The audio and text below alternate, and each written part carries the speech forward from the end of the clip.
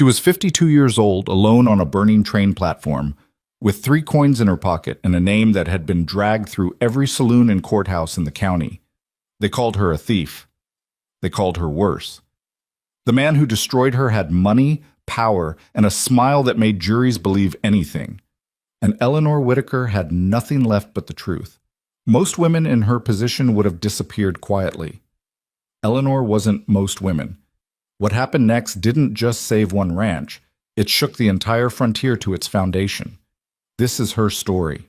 If this story moves you, drop the name of your city in the comments. I want to see how far Eleanor's journey has traveled. Hit like and stay with us until the very end. The summer of 1894 arrived in Colton Creek like a punishment. By the middle of June, the sky above the Kansas plains had turned a shade of white so pale and merciless it barely qualified as blue anymore. The earth cracked in long, jagged lines, as though the ground itself was splitting under the weight of the heat. Horses stood motionless in their paddocks, too exhausted to swat the flies crawling across their flanks. Old men who had lived through droughts before said quietly that this one felt different, heavier somehow, like the sky was pressing down with intention. But inside the Whitmore Grand Hotel, the largest establishment in Colton Creek, none of that heat seemed to touch the lobby. Brass ceiling fans turned slowly overhead. A vase of fresh-cut wildflowers, replaced every morning without fail, sat on the reception desk. The floors were swept, the linens pressed, the kitchen humming with the rhythm of a well-ordered operation. That was Eleanor Whitaker's doing, every single bit of it. Eleanor had been managing the Whitmore Grand for 21 years. She had never held the title of manager, that belonged to a succession of men whose names came and went like seasons, men who smiled at the owner, shook the right hands at dinner, and collected their salaries while Eleanor quietly held everything together beneath them.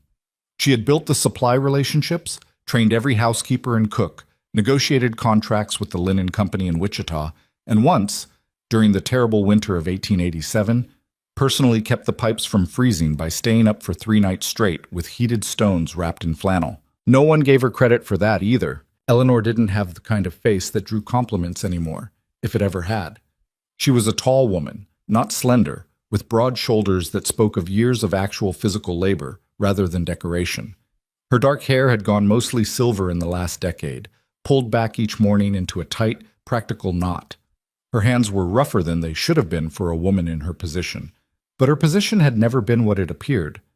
Behind every polished surface in the Whitmore Grand was Eleanor's fingerprints and Eleanor's hours. She didn't complain. She had long ago stopped expecting recognition. What she expected, what she had built her entire existence around, was order, competence, the quiet, irreplaceable satisfaction of a system that worked. Harlan Boggs arrived on a Thursday afternoon in early July. Eleanor was reviewing invoices in the back office when she heard his voice in the lobby. Loud, too loud, the kind of voice that expected rooms to rearrange themselves around its volume. She didn't come out immediately. She finished the line she was reading, set her pen down precisely, and then walked out to see what the noise was about. He was standing at the front desk, leaning on it with one elbow the way men do when they want to demonstrate they belong everywhere. He was perhaps 60, with a gut that strained against a very expensive vest, and a hat that had probably cost more than Eleanor made in a month. 2 younger men flanked him carrying bags. His boots were spotless despite the dust outside. Someone cleaned them for him, Eleanor noticed, every single day. "Harlan Boggs," he said to the young clerk, as if announcing something. "Railroad business. I'll need your finest suite, long term. Could be 6 weeks, could be 6 months. Depends on how the negotiations go." Eleanor already knew who he was. Everyone in the region did. Harlan Boggs was the primary investor and operating agent for the Western Continental Railroad, the company currently buying up land across 3 counties to extend a rail line that would, depending on who you asked, either bring prosperity to the frontier or crush independent landowners beneath iron wheels. He was known for getting what he wanted. He was also known for how he went about getting it.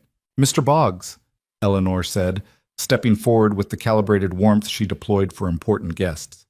"Welcome to the Whitmore Grand. I'm Eleanor Whitaker. I oversee operations here. We've been expecting your party." He looked at her the way men like him always looked at women like her.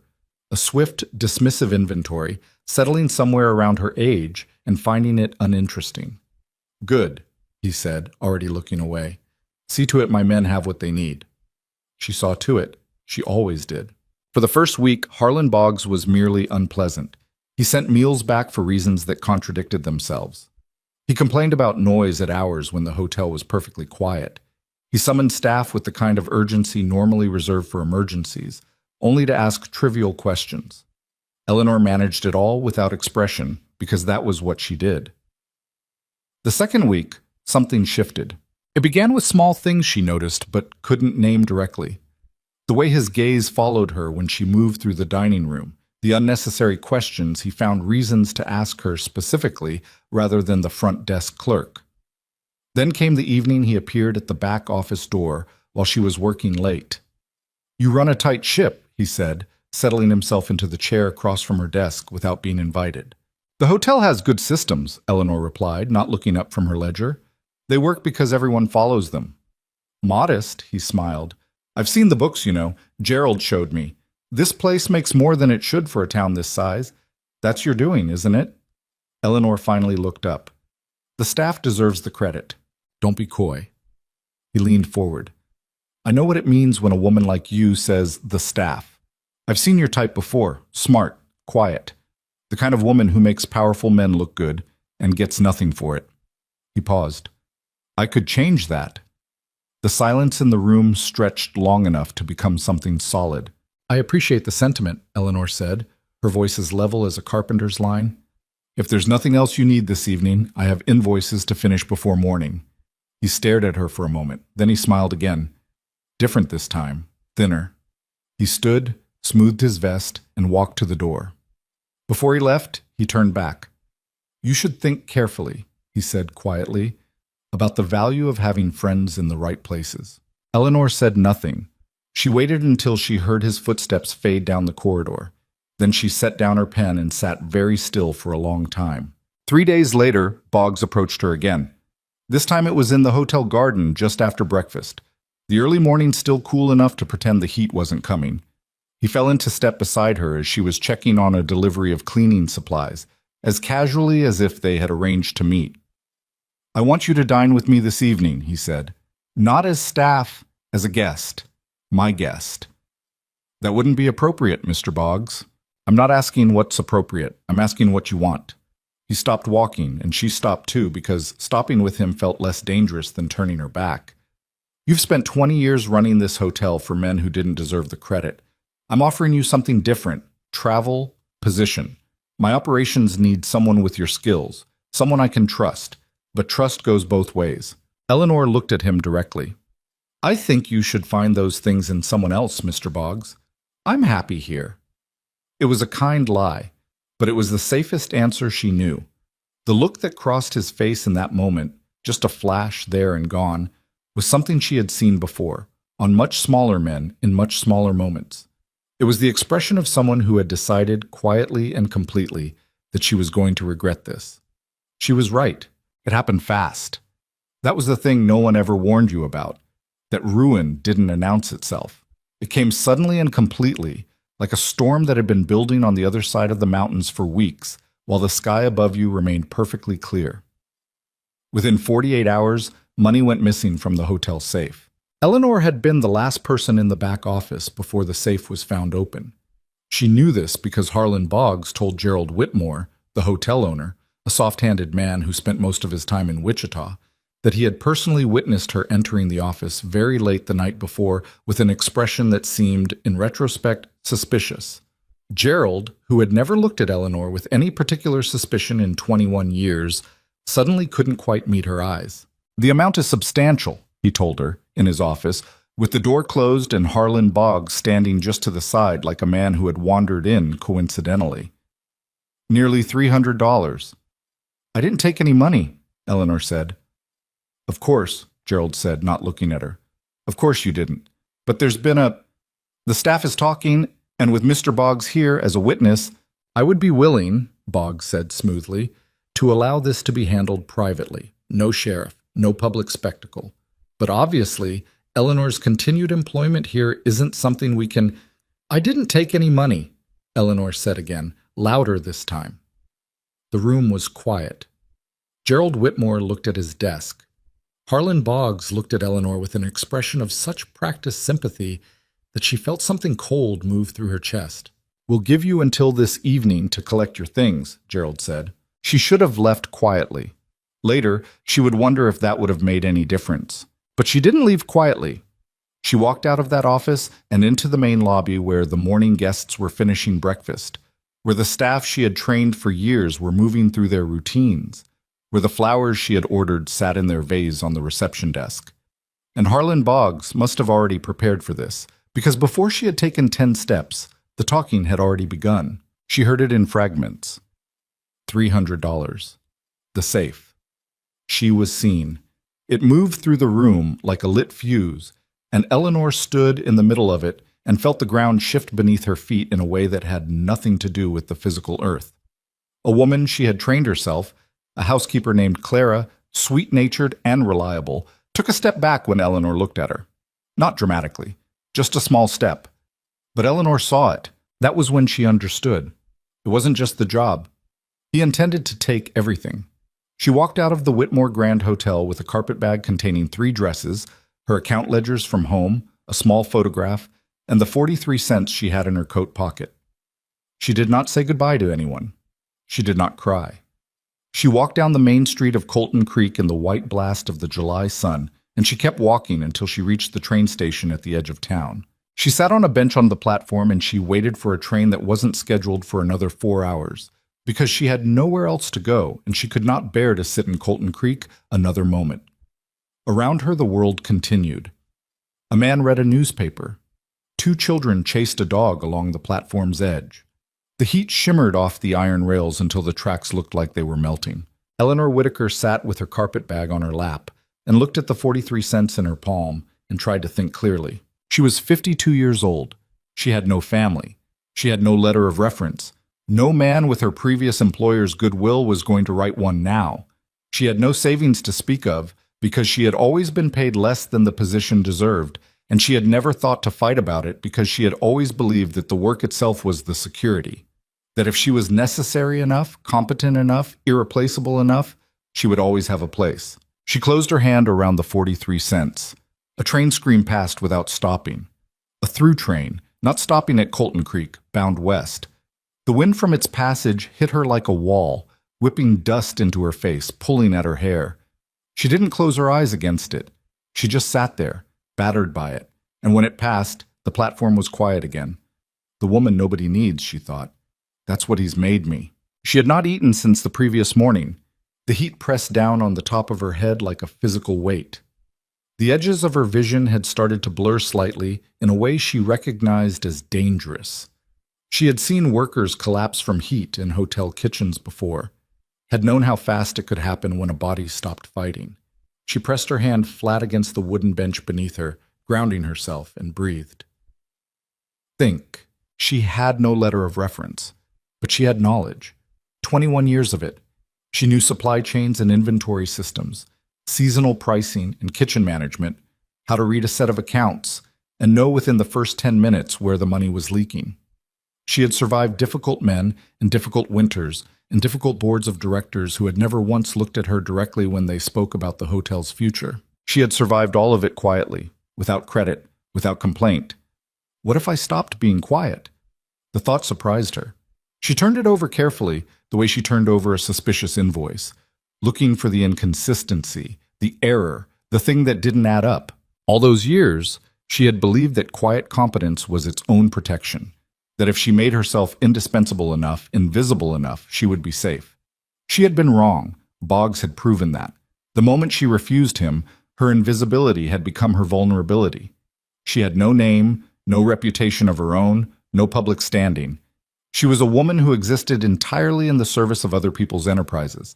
And when those people decided she was inconvenient, she had nothing to stand behind. Never again, she thought. Whatever comes next, never again. She was still sitting with that thought when she heard footsteps on the platform behind her. She didn't look up immediately. A person learns, after long enough, to become selectively invisible in public spaces. It was a skill she had perfected over decades. But the footsteps stopped directly behind her, and when they didn't move on, she turned. The man standing there was somewhere past 50 himself, with the particular weathered quality of someone who spent most of his life outdoors, skin darkened and creased by sun, hands that looked like they'd done actual work rather than the performance of it. He wasn't especially tall, but there was a steadiness to how he stood that made the space around him feel settled. His hat was good quality but old. His eyes, she noticed, were watching her with an expression she hadn't seen directed at her in long enough that it took her a moment to identify it. Not pity, not assessment, just attention. The kind of person pays when they're actually looking at you rather than at what you represent. "You've been sitting in this heat for going on 2 hours," he said. Not unkindly, just as a fact. "I'm waiting for a train," Eleanor said. "Train's not due until 4. He glanced up at the sun, calculating. "That's another 3 hours in this. You eaten today?" She almost said yes out of reflex. She stopped herself. "No." He reached into his coat and produced a folded piece of cloth. When he held it out, she saw it contained cornbread, 2 pieces wrapped carefully. The gesture was so ordinary that something behind her sternum moved in a way she couldn't quite control. "I'm not a charity case," she said. "No," he agreed. "You don't look like one. You look like a woman who's had a bad week and hasn't eaten. Those aren't the same thing." He set the cloth on the bench beside her rather than holding it out, which she appreciated.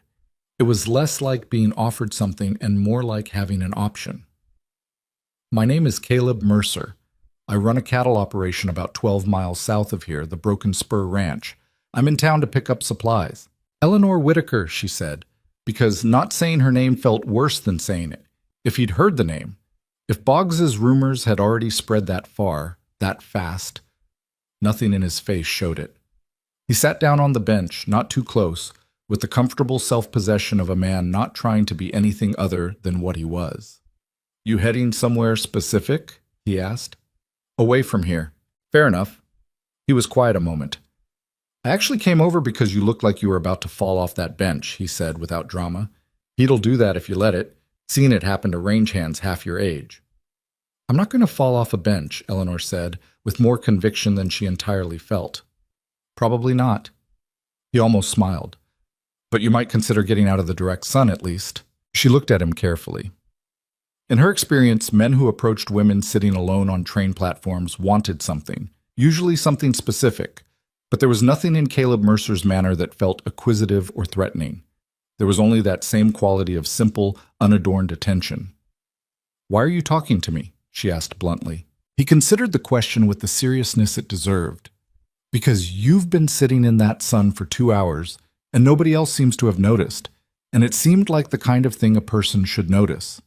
She looked at him for another long moment. Then she picked up the cornbread. "Thank you," she said quietly. "Don't mention it." They sat in silence for a while. Eleanor ate slowly, and the food steadied the blur at the edges of her vision. The heat didn't ease. The train was still hours away.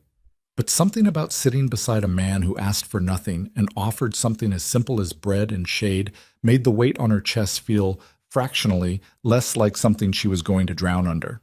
"My ranch is short-staffed," Caleb said eventually, not looking at her. "Lost my housekeeper to marriage in the spring, and my cook quit in June. Operations side is a mess.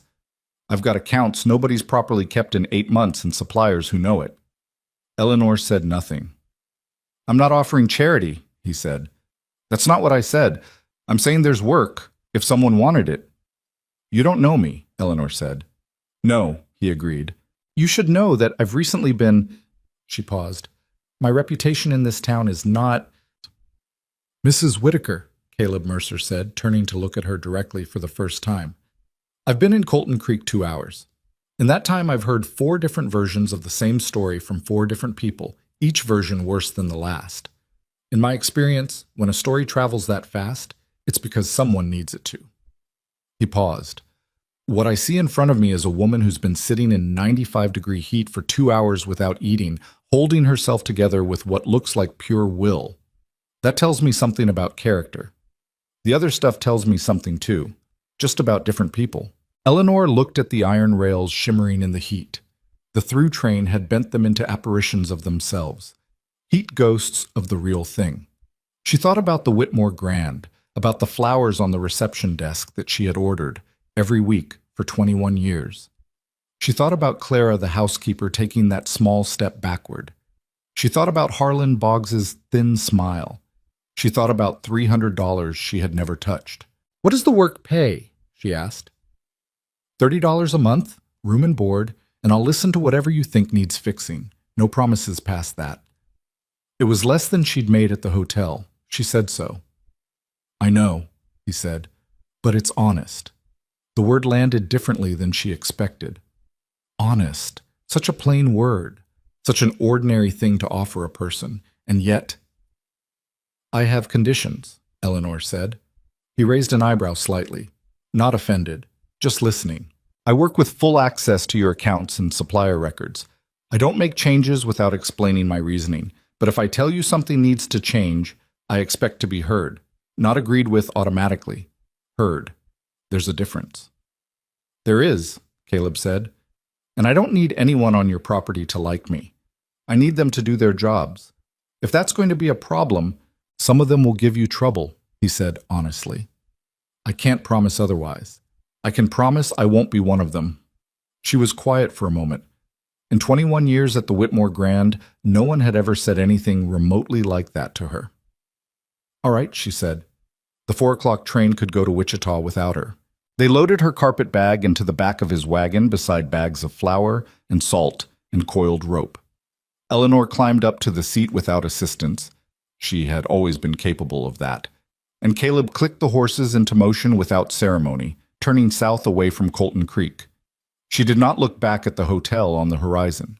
She had told herself she wouldn't, and she was a woman who kept her word to herself. What she was leaving behind.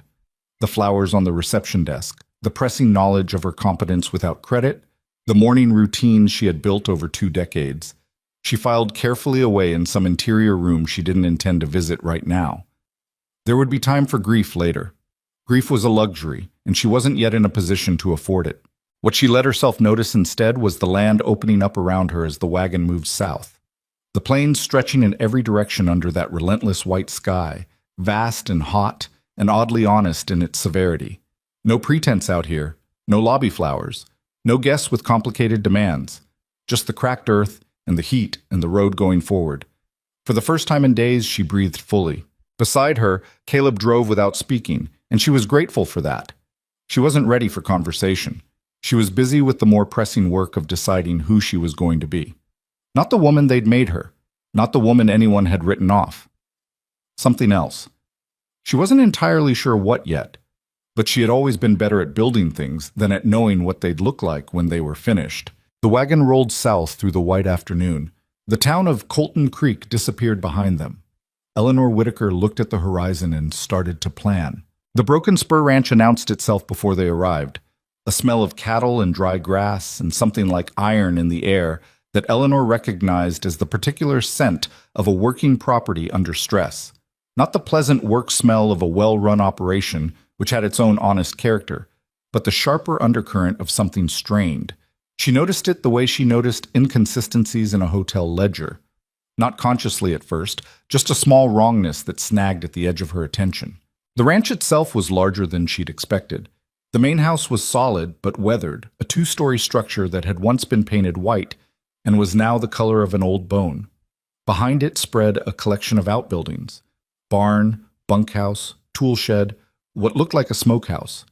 And beyond those, cattle pens that stretched further than she could easily see in the late afternoon haze. Fencing ran in long parallel lines toward the horizon. A windmill stood motionless against the sky, its blades perfectly still in the dead air. Caleb pulled the wagon to a stop in front of the main house and set the brake. A man came around the side of the barn, wiping his hands on a rag that wasn't clean enough to be doing much good. He was somewhere in his late 30s, built wide through the shoulders, with a face that operated in what Eleanor immediately recognized as its default expression. A particular kind of skepticism that wasn't quite a scowl, but was preparing for one. He looked at the wagon. He looked at Caleb. Then he looked at Eleanor, and the not-quite scowl became something more committed. "Tom," Caleb said, climbing down, "this is Mrs. Eleanor Whitaker. She's going to be taking over the operations side. Accounts, supplies, household. Give her whatever she asks for." Tom looked at Eleanor for a long moment. She coming from Colton Creek? She is. Another long moment. I see. Good, Caleb said pleasantly, and the pleasantness had a faint iron quality to it that Eleanor noted with approval. Help get her bag inside. Tom did it. He wasn't gracious about it, but he did it. Eleanor climbed down from the wagon unassisted, straightened her coat despite the heat, and looked at the ranch with the practiced eye of someone who has spent a career assessing properties. The windmill not turning was the first thing. The fence line along the east side had two sections that sagged visibly from where she stood. The water trough nearest the barn had a green rim that suggested it hadn't been scrubbed recently. None of these were catastrophic observations. Together, they told a story about a property operating slightly below the standard of attention it required. She turned to find Caleb watching her. You're already making a list, he said. I'm always making a list, she replied. Something almost like amusement crossed his face. He led her inside. The interior of the main house confirmed her assessment. It was clean in the basic sense, no obvious filth, but it had the particular disorder of a place managed by people who knew where everything was, and therefore didn't notice that nothing was organized. Papers stacked on the kitchen table, invoices mixed with personal correspondence, a row of pegs by the door where hats and coats hung in no discernible system. The kind of disorder that had accumulated gradually, each individual addition seeming reasonable at the time, the whole effect invisible to people inside it. Eleanor set her carpet bag at the bottom of the stairs and asked to see the accounts. Caleb blinked. You just arrived. I know. The accounts, please. He brought them out, 3 ledger books and a wooden box containing loose receipts, some of them clearly from several years ago. Eleanor sat down at the kitchen table, moved the stacked papers to one side, and opened the first ledger. She read in silence for 40 minutes while Caleb made coffee. He set a cup beside her without comment. She drank it without looking up. By the time she closed the third ledger, the light outside the windows had shifted to the long gold of late afternoon. She sat back and looked at the ceiling for a moment, organizing what she'd found. Your cattle sales are consistent, she said. That's the good news. Your expenses are not. You're paying Hendricks Supply Company 40% above market rate for feed grain. I know the market rate because I negotiated with their competitor for 3 years at the hotel. Your farrier comes 3 times what a contract arrangement would cost you for the same work. And somewhere in the last 14 months, you've lost approximately $800 that doesn't correspond to any expense I can find in these records. Caleb had gone very still at the counter. $800? That's a conservative reading. It may be closer to $950. She paused. Do you want me to stop? No, he said quietly. I want you to keep going. I need to talk to your foreman. Tom won't like that. That's all right, Eleanor said. I don't need him to like it. Tom did not like it. Eleanor interviewed him the next morning in the barn, which was his territory and where he was most comfortable, a deliberate choice on her part. People were more honest when they felt at home. She asked him about the feed orders, the farrier schedule, the ranch's relationship with its 3 main suppliers. Tom answered with the guarded brevity of a man who wasn't sure what he was being accused of and wasn't going to give any ground until he did. How long have you been buying from Hendricks? She asked. 4 or 5 years, since before I was foreman. Do you know what the Dawson Mill charges for the same grade of grain? He looked at her steadily. Can't say I do. I'll find out, Eleanor said. It's probably significantly less. Hendricks gives us good terms. Hendricks gives you credit that keeps you dependent on them, Eleanor said, not unkindly. That's not the same thing as good terms. That's a trap that looks comfortable until it closes. Tom was quiet for a long moment. He was not a stupid man. She had already concluded that. But he was a man who had learned to operate within a system without questioning its foundational assumptions, because the system had been there when he arrived and he'd never had reason to pull it apart and look underneath. You planning on changing everything? He asked. I'm planning on fixing what's broken, Eleanor said, which is different. He looked at her with the same assessing skepticism she had seen the day before, and she met it without looking away, because she had been meeting that look from men for 21 years, and she was not tired of refusing to drop her eyes. I heard what they're saying about you in Colton Creek, he said, finally. I expect you did. I don't necessarily believe everything I hear. Good, she said. That's the beginning of sound judgment. Something shifted in his face. Not warmly, not yet, but a fraction of the wall came down. He picked up a halter from the hook beside him and turned back to his work, and Eleanor recognized the gesture for what it was. Not agreement exactly, but the end of active opposition. She would take it. She spent the rest of the morning walking the property. Not a social walk, a working one, systematic, the way she had once walked the hotel's every corridor every morning, touching baseboards and checking window latches. She paced the fence lines, examined the water situation, looked at the condition of the cattle in the south pasture, and compared it to the north. She asked the ranch hand she found repairing tack by the barn, a younger man named Pete, who was friendlier than Tom, a fact he seemed mildly embarrassed about, questions about the watering schedule and the rotation of pastures. "We've been using the south pasture heavy," Pete told her. "Tom says it's closer." "How long?" He thought about it. "Past 2 seasons, I think. Maybe more." Eleanor looked south. The grass out there had a different quality. Thinner, sparser. The earth between the clumps more visible than it should have been. She noted it. That evening at supper, she had taken over the kitchen that afternoon, because the cooking situation was genuinely untenable, and she did not believe in identifying a problem without solving it. She laid out what she had found for Caleb. The overgrazed south pasture. The windmill that had a loose bearing she'd found by climbing it herself, which had caused Pete to make an alarmed noise and Tom to go very quiet. The cracked wall of the water cistern on the north side that was losing water slowly but measurably into the ground. The supplier contracts that needed renegotiation. Caleb listened to all of it. He ate the food she'd made. A simple thing, beans and salt pork and cornbread, but made properly, which was its own kind of statement. And he listened, and he did not once interrupt or qualify or look at her with the expression she had seen on Gerald Whitmore's face every time she'd brought him a problem, which was the expression of a man receiving information he would have preferred not to have. "The windmill," he said when she finished. "How bad?" "I tightened the bearing as a temporary measure. It'll need a proper repair within the week." "You climbed the windmill." "It needed climbing." He looked at her for a moment. "All right," he said. "The south pasture is the one that concerns me most," she said. "You need to rotate the herd north and let the south rest for at least a full season. The grass there is compromised, and with the dry summer we're heading into—" She paused. He caught the pause. "You think the drought is going to worsen?" "The grass is doing something I've seen before. I grew up in western Missouri. My father ran a small farm. When the grass starts separating from its roots that way, pulling back from the soil surface, it means the roots are stressed from below.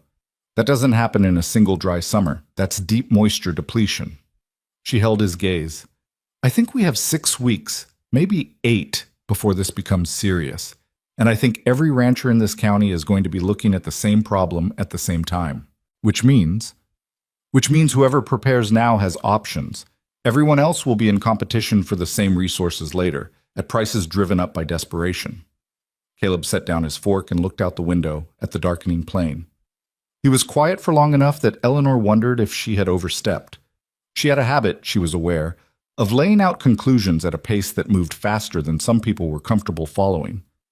"What do you need?" he said. It took her a moment to realize he was answering the question she hadn't yet asked. "Authorization to renegotiate the supply contracts," she said. "Access to market information in town, and I'd like to write to 3 ranches south of here. I know from regional reports at the hotel that they faced a similar drought 2 years ago. I want to know what they did." "Do it," Caleb said. "All of it." She wrote the letters that night by lamplight, in her room at the top of the stairs. A small room, spare, with a window that faced east. The room smelled of old pine and dry air. It was nothing like the room she'd had in her boarding house in Colton Creek, but it was hers in a way that room hadn't been in a long time. She wrote 3 letters, sealed them, and set them beside her account notes. Then she looked at the lamp for a while, listening to the night sounds of the ranch outside the window. Cattle settling, a horse shifting in the barn, the creak of the bunkhouse door. Ordinary sounds of an ordinary property. Nothing special about any of them, but she was already, in the precise way of someone assembling a mechanism, seeing how the pieces might fit differently. Better. She blew out the lamp and went to sleep more easily than she had in days. The skepticism from the ranch hands was not uniform, but it was persistent. It took forms both obvious and subtle. There was Pete, who was young enough and fair-minded enough to engage with her questions directly once he realized she wasn't there to report him for anything. There was a man named Garrett, older than Tom, who had been with the ranch for 8 years and operated on the foundational belief that women understood certain things and not others, and that the certain things definitely did not include cattle operations and financial strategy. Garrett was not mean about this belief. He held it the way some people hold geography, as simply the shape of the world not worth arguing about. Eleanor did not argue about it. She simply continued being right about things in Garrett's presence until being right became its own argument. The first concrete test came 10 days after her arrival, when the grain delivery from Hendricks arrived short, 60 pounds short of the ordered amount, at the same invoiced price as the full order. This had apparently happened before. Pete told her, offhandedly, that it happened maybe once a month, and they'd always just noted it and moved on. Eleanor went to find Tom. "I need a wagon," she said. "I'm going into town to speak with Hendricks." Tom looked at her with the expression she'd come to recognize as his version of careful neutrality. "What are you planning to say to them?" "That we received a short delivery, and we expect either a corrected delivery or a credit, and that we're moving our contract to Dawson Mill at the end of this quarter. That'll upset the arrangement." "The arrangement is costing this ranch money," Eleanor said. "It's already upset." He was quiet for a moment. Then, surprisingly, "I'll drive you." The Hendricks conversation was not comfortable. The man behind the counter, a Mr. Silas Hendricks, Jr., who had the manner of someone who had been taking advantage of an arrangement for so long he'd forgotten it was an advantage, was initially dismissive, then defensive. Then, when Eleanor produced the invoice alongside her documented market price comparison for the same grade of grain, something more cautious. "We can discuss terms," he said carefully. "I'm not here to discuss terms," Eleanor said. "I'm here to inform you of a correction. The shortfall will be made good by Thursday, or we apply it as credit to next month's order. Beyond that, we're reevaluating all our contracts at the end of the quarter." Silas Hendricks Jr. looked past her at Tom, clearly hoping for a more negotiable male presence in the room. Tom, to his credit, looked at the wall. "Mrs. Whitaker," Hendricks started, with the tone of a man about to explain something to someone who hadn't understood it. "The quantity delivered was 60 pounds short of the invoiced quantity," Eleanor said clearly. "That's a billing error. We're correcting it. Thank you for your time." On the wagon back, Tom drove for a full mile before he said anything. "He's going to complain to people," Tom said. "I know. Word'll get around that the broken spur is causing trouble." "The word that'll get around," Eleanor said, "is that the broken spur doesn't get shorted anymore. Those aren't the same thing." Another silence. Then very quietly, Tom said, "Huh." It was not a grand endorsement, but Eleanor had built most of her career on small shifts in large systems, and she recognized it for what it was. The letters she'd sent south came back within 2 weeks, each one full of exactly the information she'd hoped for. The drought she'd predicted was, according to the ranches that had lived through the last one, going to hit the water sources from the north first. The seasonal creek that fed the broken spur's north pasture would likely slow to a trickle by mid-August. She mapped the timeline carefully and brought it to Caleb with a proposal. Dig a secondary catchment pond in the east pasture now, while labor and equipment were available, to collect and hold water through the dry peak. The cost up front was real but calculable.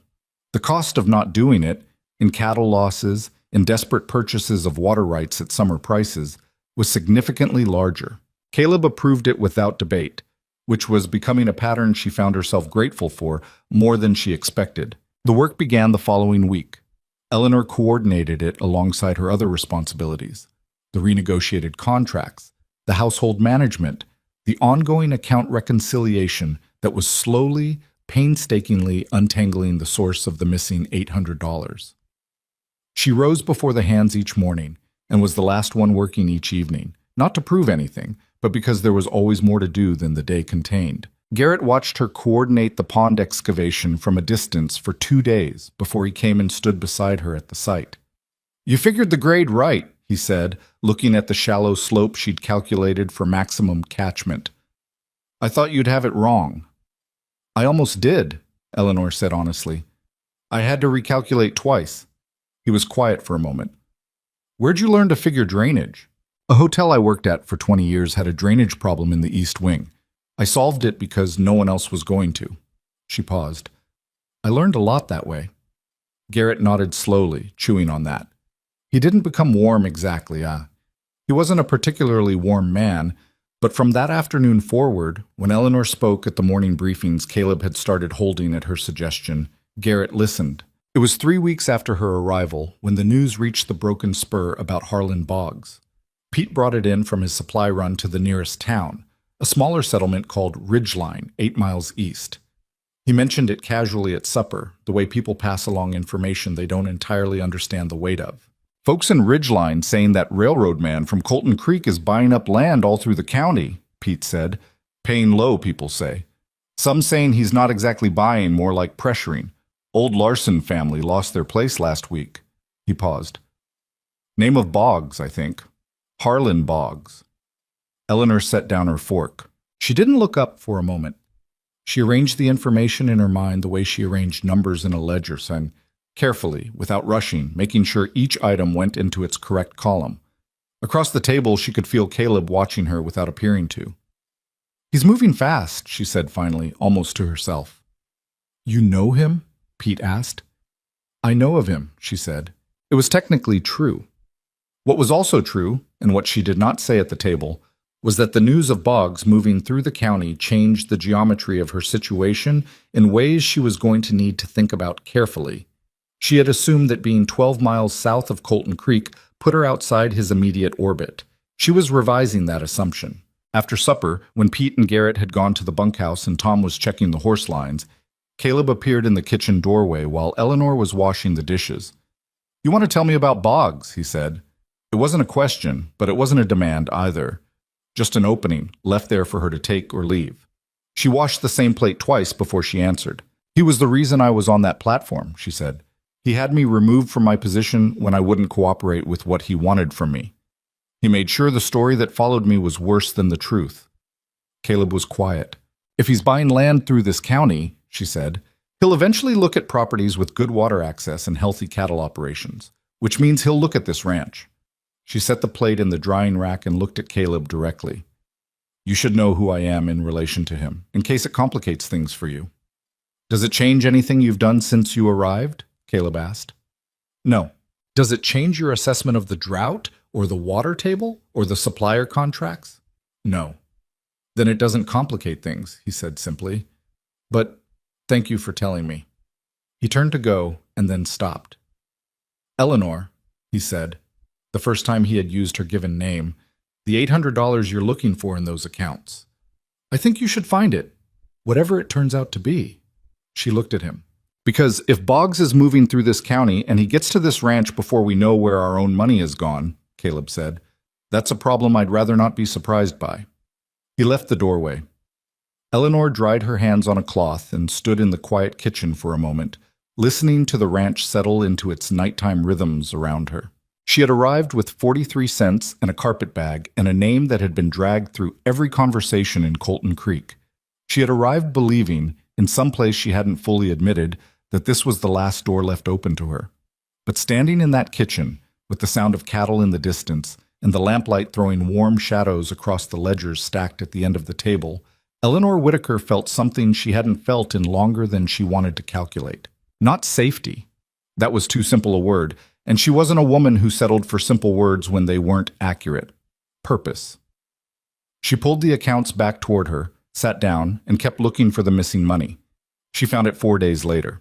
It was in the feed invoices, double billing, running for 14 months, small enough each time to seem like a rounding error, large enough in aggregate to total $920.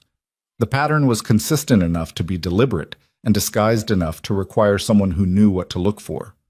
Eleanor recognized the technique because she had once caught a less sophisticated version of it at the hotel and had fixed it quietly, without fuss, because at that time she hadn't been the kind of woman who made accusations out loud. She was revising that policy too. She brought the documentation to Caleb the next morning. The original invoices beside the delivery records, beside her calculation, everything laid out in clear sequence so there was no room for ambiguity. He looked at it for a long time. Hendricks, he said quietly. It starts 14 months ago, around the time the previous arrangement changed. She paused.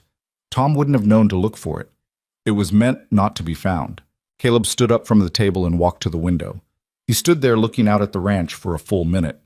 Eleanor waited because some things needed the minute. All right, he said at last, and his voice was very even. How do we handle it? Eleanor had already written the letter to the county land office requesting the formal documentation process for a disputed commercial claim.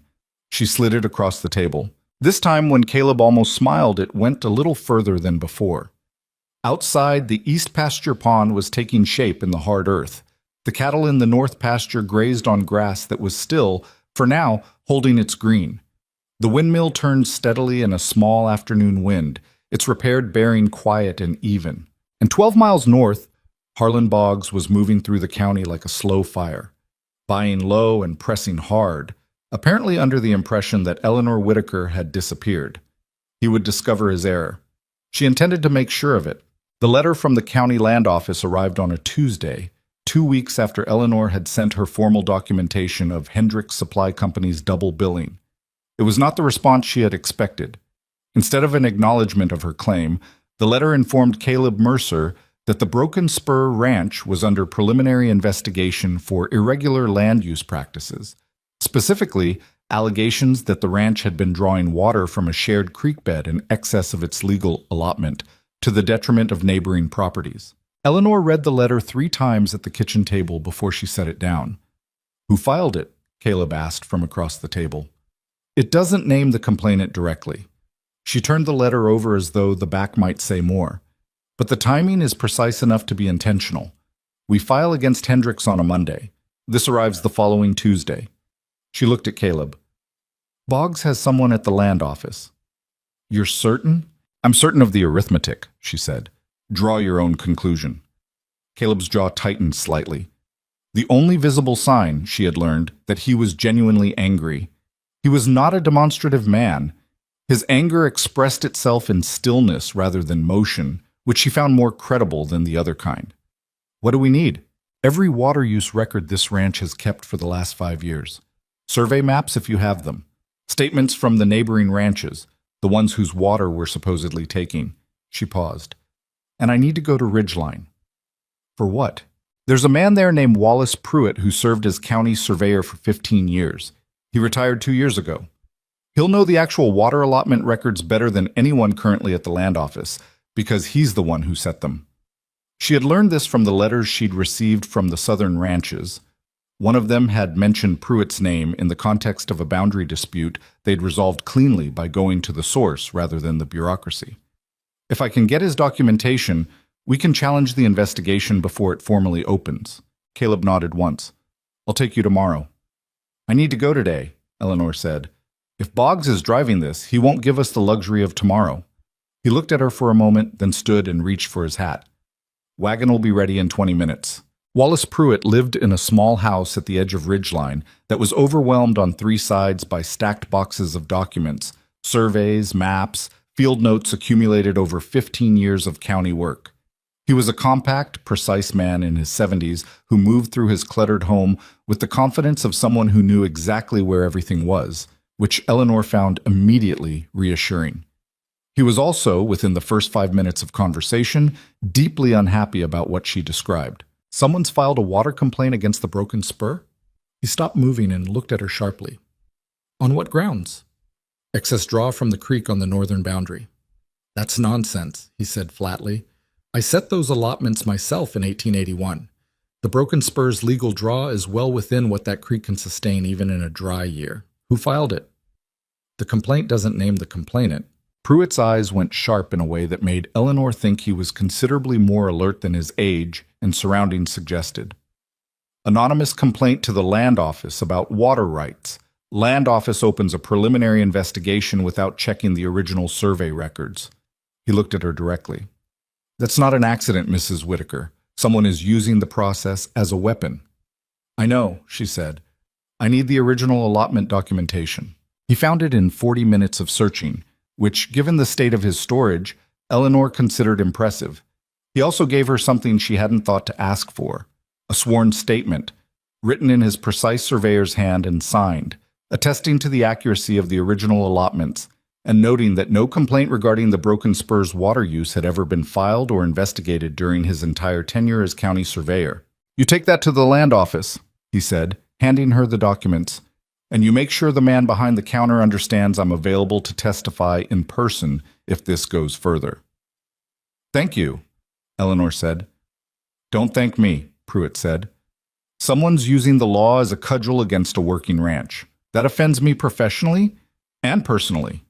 He paused. "Is this connected to the railroad business?" Eleanor held his gaze. "I believe so." He was quiet for a moment.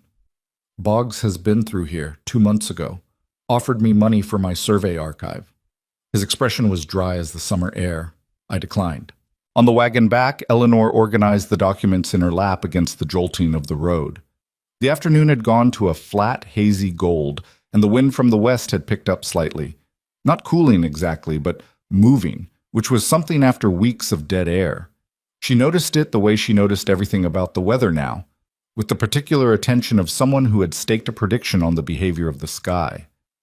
"He tried to buy Pruitt's records," she said. "Pruitt told you that?" "Yes." She watched the horizon. "He's been more systematic than I realized. He's not just buying land. He's eliminating the institutional knowledge that could be used against him. Pruitt's surveys, the land office. He's building a legal environment where his version of the facts is the only documented one." She paused. "He did the same thing to me. Destroyed the record of my competence before anyone could use it in my defense." Caleb was quiet for a moment. "He underestimated Pruitt." "He underestimates a lot of people," Eleanor said. "It's his most consistent weakness." They filed the counter documentation at the land office the following morning. The clerk, a young man who seemed genuinely uncertain which way the institutional wind was blowing, accepted the papers without comment. Eleanor made sure he signed the receipt. Then she wrote a letter to the county commissioner, bypassing the land office entirely, summarizing the situation and noting that a retired county surveyor with 15 years of institutional knowledge was prepared to testify that the complaint had no factual basis. She sent a copy to the editor of the Ridgeline Courier, not as a story, not yet, but as a matter of public record that she wanted documented somewhere outside the land office's filing system. Tom, who had driven to Ridgeline for supplies and witnessed her at the post office sending 4 separate envelopes to 4 separate destinations, rode home beside the wagon and said nothing for 3 miles. Then he said, "You're fighting on 4 fronts at once." 5, Eleanor said. "The Hendricks claim is still open." He was quiet again. Then, "You need any help with any of it?" She looked at him. In 6 weeks, Tom had gone from barely tolerating her presence to something she could only describe as cautious solidarity. It hadn't been a dramatic shift, no single moment of revelation. It had been the accumulated weight of watching her be right about things, consistently, without making a performance of it. "I need someone to ride to the Alcott Ranch and the Denny place," she said. "Both of them are on the same creek system. If Boggs files more complaints, he might file against them too. They should know what's happening." "I can do that," Tom said. "Today, if possible." "Today," he agreed and turned his horse off the road toward the Alcott Ranch without further discussion. It was 3 days later that the drought made its formal arrival. Eleanor had predicted 6 to 8 weeks from her initial assessment. She had been optimistic. The creek on the northern boundary, the one at the center of Boggs's fraudulent complaint, dropped to a trickle on a Wednesday morning in early August, 7 weeks after Eleanor's arrival at the Broken Spur. By Thursday evening, it was nearly dry. The seasonal water source that 2 neighboring ranches also depended on was failing, and the temperature, which had been extreme for weeks, climbed to levels that turned the air itself into something hostile and physical. The East Pasture Pond she had insisted on building held 30,000 gallons of collected water. It was not infinite, but it was enough, carefully managed, rationed with the precision Eleanor applied to all resources, to sustain the Broken Spur's herd through the worst of what was coming. The 2 neighboring ranches that Tom had warned were not as prepared. Eleanor went to Caleb that same Thursday evening. "The Alcott herd is going to start suffering within 2 weeks," she said. "And the Denny family has a smaller operation, but they're closer to the dry section of the creek. They may be in trouble sooner." We don't have unlimited water, Caleb said carefully. No, but we have more than we need if we adjust the cattle rotation. She had the numbers already, because she always had the numbers. If we move 20% of our herd to the south pasture, it's recovered enough from the rest period to support them for 4 to 6 weeks. We free up capacity in the East Pond to share a controlled amount with the Alcott and Denny operations. They'd be indebted to us, Caleb said slowly. They'd be neighbors, Eleanor said. The difference matters. He considered it. What does it cost us? Labor, mostly, and the goodwill of people who will remember, come winter, that this ranch didn't leave them to dry out when we had options. She met his eyes. Boggs is isolating ranches one by one, Caleb. Individually, none of us have the standing to resist him. Together, we're a different kind of problem for him. It was the first time she had used his given name without thinking about it first. Neither of them acknowledged it, but the moment sat between them differently from the conversation before it. Do it, he said. The water-sharing arrangement brought Eleanor into direct relationship with the Alcott family, a widow named Ruth Alcott, who ran her late husband's cattle operation with her 2 adult sons, and the Dennys, a young couple in their first years of ranching who were clearly frightened by what the drought meant for everything they'd built. Eleanor visited both properties personally to explain the arrangement, the quantities, the schedule. She didn't present it as charity, she presented it as mutual resource management, which it was, and both families received it in that spirit. Ruth Alcott, who was perhaps 10 years older than Eleanor and had the manner of a woman who had survived enough to stop being impressed by difficulty, looked at Eleanor for a long moment after the explanation. "You're the woman from Colton Creek," she said. "I am," Eleanor said. "I heard the story Boggs's people put around." Ruth's gaze was direct and assessing. "I also heard you filed a water rights counterclaim that used Pruitt's original surveys, which means you got to Pruitt before Boggs could shut him up." She paused. "You're not what the story said you were." "No," Eleanor said. Ruth nodded slowly. "All right then. What do you need from us?" It was the right question, and Eleanor had come prepared to answer it. What she needed, it turned out, was exactly what both the Alcotts and the Dennys were willing to provide. Signed statements about their own water use records, witnesses to the creek's normal flow patterns over multiple years, and most importantly, a willingness to stand together if the investigation at the land office escalated. Eleanor spent 2 afternoons across the 2 properties, writing down what each family told her, organizing it into the kind of documented record that had a fighting chance against a man with money and a compromised bureaucrat. She was returning from the Denny place on a Friday evening, the sunset behind her burning the western sky to copper and rust, when she smelled it. Smoke. Not the close smoke of a cooking fire or a chimney. Something broader, with a particular bitter quality that sat at the back of the throat. The smell of grass burning, of land burning, of a fire that was not small and was not close, but was moving with the wind behind it. She stood in the wagon and looked north. The smoke column on the horizon was the color of charcoal, wide and rising fast, leaning south with the wind. The same wind she had noticed 3 days ago beginning to build from the northwest. Dry, steady, the kind of wind that turned a grass fire from a manageable event into a catastrophe. She didn't stop to think. She turned the horse and drove hard. By the time she reached the broken spur, she could see the glow. It was still miles away, but it was visible. An orange line along the north horizon, low and spreading. Caleb was already outside, standing with Tom and Garrett and Pete, all of them looking north with the focused, careful stillness of men who knew what they were seeing. "How far?" Eleanor asked, climbing down from the wagon. 8 miles, maybe, Tom said, moving south. "Wind's been steady from the northwest all day," Garrett said. "If it holds, it'll be here by midnight," Caleb said quietly. "Maybe sooner." He turned to give orders, move the cattle, wet down the barn roof, clear the brush line along the eastern fence, and Eleanor was already thinking ahead of the orders, running the sequence in her mind the way she had once run a hotel through a crisis, which was to say quickly and in parallel rather than one step at a time. "The cattle need to go to the south pasture and east, away from the fire line," she said. "All hands on the herd first. Once they're moving, 3 people stay to wet the structures down." She was already moving toward the barn. "Pete, how much water do we have in the East Pond right now?" "Maybe 22,000 gallons," Pete said, jogging to keep up. After what we shared with the Alcotts, it'll be enough if we're careful. She turned to Caleb.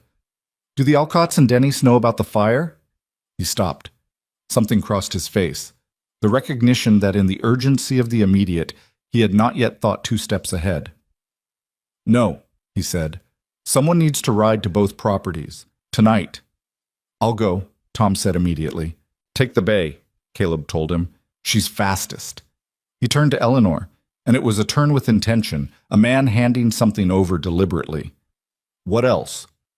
What happened in the next 4 hours was the most sustained act of leadership Eleanor Whitaker had ever performed, and she performed it without a title, without authority that anyone had formally granted her, and without once raising her voice above the level the situation required. She directed Pete and Garrett through the water distribution, prioritizing the barn, the bunkhouse, the equipment shed in that order, wetting the roof lines and the wooden walls with the ranch's pump system in steady rotation.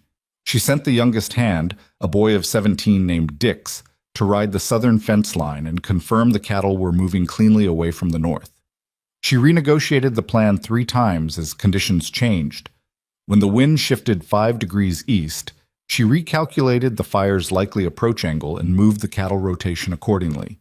When the pump on the north side coughed and stalled, she identified the airlock in the line from memory of a similar problem at the hotel and cleared it in under 10 minutes while Pete held the lantern. Caleb was with the herd for the first 2 hours, pushing the cattle south with Dix, keeping the movement from becoming a panic stampede. The difference between cattle moving purposefully and cattle moving in fear was the difference between a manageable night and a disaster, and he was better at that particular task than anyone else on the property. Eleanor knew this and made decisions accordingly. At just past 10 o'clock, one of the east fence posts caught a flying ember and started to burn. Garrett saw it first and called out.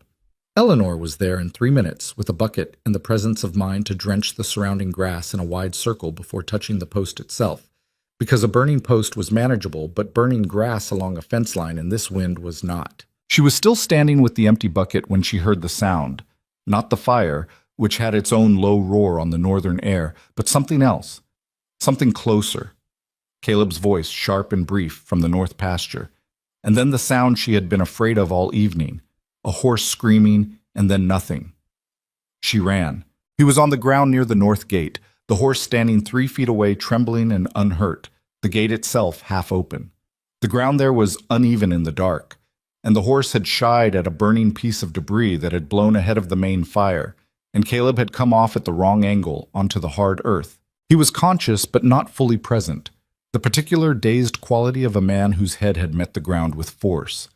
He was trying to get up, managing only to get one arm under himself before the effort faltered. Stop, Eleanor said, kneeling beside him. Don't try to stand yet. The herd, Dix has the herd. They're south and moving. She put her hand on his shoulder, keeping him from the attempt. You've hit your head. You need to stay down. Eleanor, Caleb. Her voice was steady. She made it steady on purpose, the way she had once made her voice steady in a kitchen fire and a burst pipe in a lobby full of panicking guests, because the first thing a crisis needed was a voice that didn't waver. I have the ranch. Do you understand me? I have it. You stay down and let your head clear. He looked at her for a moment, a long moment, with the fire's glow reddening the air above the north tree line, and then he let himself be still. All right, he said. She was back on her feet in seconds, directing Garrett to stay with Caleb, reclaiming the operations of a ranch whose owner was down, doing it the way she had always done the hardest things. Without announcement, without hesitation, with the simple authority of someone who understood what needed to happen and was prepared to make it happen. The fire reached the north boundary of the broken spur at 11:30. It was large, the largest Eleanor had ever seen outside of a newspaper description. A wall of orange and black moving through the dry grass with a sound like a continuous slow tearing of the earth. The fire break she had ordered cut along the northern fence line 3 weeks ago, a 10-foot strip of cleared ground that had seemed excessive at the time and that Tom had executed without enthusiasm but with thoroughness, stopped it at the fence. Not entirely. 2 sections caught, and Eleanor had people on both within minutes, beating the grass fires back with wet sacking in the heat that pressed against them like a physical force. Garrett took a burn on his left forearm that would blister badly. Pete lost his eyebrows. Eleanor's coat caught a spark and she slapped it out without breaking stride. By 2 in the morning, the main fire had turned east, following the wind shift she had tracked all evening, and the broken spur stood. The barn was untouched. The bunkhouse was untouched. The cattle were south and accounted for. The east pond, the pond she had insisted on digging before anyone had understood why, still held 14,000 gallons. Tom came back at 3 in the morning with Ruth Alcott's eldest son, James, who had ridden ahead of his family's fire situation to ask for help. Eleanor already had Pete ready with 200 gallons in barrels loaded on the secondary wagon. James Alcott looked at Eleanor with an expression that contained several things at once: gratitude, disbelief, and something that looked like the beginning of a reassessment of everything he thought he knew about the situation at the Broken Spur. "My mother said to tell you," he said, "that she'd like to speak with you, when this is over, about the land office matter and some other things." "Tell her I'll come Tuesday," Eleanor said, "if the roads are clear." He nodded and turned back with the water. Caleb was sitting up by then, against the fence post near the house, his head clearer and his expression carrying the particular frustration of a capable man who had been made temporarily dependent by circumstance. Eleanor brought him water and sat beside him on the ground without ceremony. There was no ceremony left in either of them at 3 in the morning, with smoke still on the air. "Report," he said. "Ranch is intact. Herd is intact. Garrett has a burn on his arm, needs proper dressing in the morning. We lost about 40 feet of north fence line and 2 gate posts. The fire break held." She paused. "We sent water to the Alcotts. Tom's back. The Denny place was south enough to be safe." He was quiet for a moment. Then, "The fire break. That was your idea." 3 weeks ago, yes. "I thought you were being cautious." "I was being accurate," she said. He turned and looked at her directly. In the dark, and the smoke, and the orange glow still dying on the northern sky. It was not a simple look. It carried the weight of the evening and the weeks before it, of a woman who had arrived with 43 cents and rebuilt the financial logic of his ranch, and predicted the drought, and cut the fire break, and run a 5-front operational crisis while he was lying on the ground, and had done all of it without asking anyone's permission or their approval. "Thank you," he said. Simply, completely, without qualification. Eleanor looked at the dying glow on the horizon. 21 years at the Whitmore Grand, and Gerald Whitmore had never once said those 2 words to her with that specific weight behind them. "Don't mention it," she said, which was what he had said to her on the train platform about the cornbread, and she said it the same way he had, meaning the opposite. A long silence held between them, filled with the sounds of a ranch cooling down from its crisis. The cattle settling in the south pasture, the creak of the barn in the wind, Pete somewhere in the darkness with a lantern doing the last check of the fence line. Then, into that silence, Garrett appeared with the look of a man carrying more news. "Ryder came in while you were at the north fence," he said, looking at Eleanor rather than Caleb, which was its own statement about how the evening had reorganized the ranch's understanding of its own command structure. "From Ridgeline. Says there's a county meeting called for next Saturday. Boggs has called it. Wants to address." Garrett paused, reading from the note in his hand. "Concerns about land misuse and water fraud in the region." Eleanor felt the shift in the air that had nothing to do with the wind. "He knows about the Pruitt documentation," she said. "He's moving first," Caleb said from the ground, "before the land office makes a ruling." "He's going to make the accusation publicly," Eleanor said, "in front of the entire county, before we have the chance to present our evidence through proper channels." She looked at Garrett. "How many ranches are invited to this meeting?" Garrett looked at the note. "Sounds like the whole county. Notice is going to every property. He's calling it a community meeting about the integrity of regional water rights." Eleanor stood up from the ground, brushing ash from her coat. The fire was out. The ranch was intact. Caleb would be on his feet by morning. The Alcotts and the Dennis were neighbors rather than strangers now, connected by the kind of shared difficulty that meant something in this country. And Harlan Boggs, 12 miles north, had just made the mistake of bringing the fight into the open. She had spent 21 years being quiet. She had spent 6 weeks proving, on a property nobody had believed in her, that silence was a strategy and not a limitation. Saturday was 6 days away. Eleanor Whitaker went to the kitchen, lit the lamp, and started to write. She wrote until 4 in the morning, not letters this time. She had moved past letters.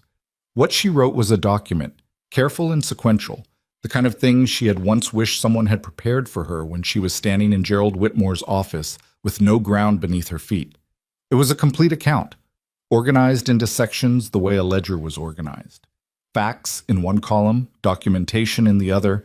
The gap between what Harlan Boggs had claimed and what the records actually showed made visible in the space between them. She wrote what he had done at the Whitmore Grand. She wrote what he had done to the Hendricks billing arrangement. She wrote what he had done at the land office. She wrote the names of the Larson family, who had lost their property the previous month under circumstances that now, in context, had a different shape than they had in isolation. She wrote Wallace Pruitt's statement in full and cited the original survey documentation beside it. She wrote the $920 of fraudulent billing, transaction by transaction, date by date, with the corresponding delivery records that proved the discrepancy. When she was finished, she had 11 pages. She read them through twice, corrected 2 figures, and then sat back and looked at the lamp. The thing about the truth Eleanor had learned over 52 years was that it rarely announced itself dramatically. It sat in ledger columns and delivery records and dates that didn't match the stories built around them. It waited, patient and unspectacular, for someone willing to do the unglamorous work of assembling it into a shape other people could see. She had always been good at that work.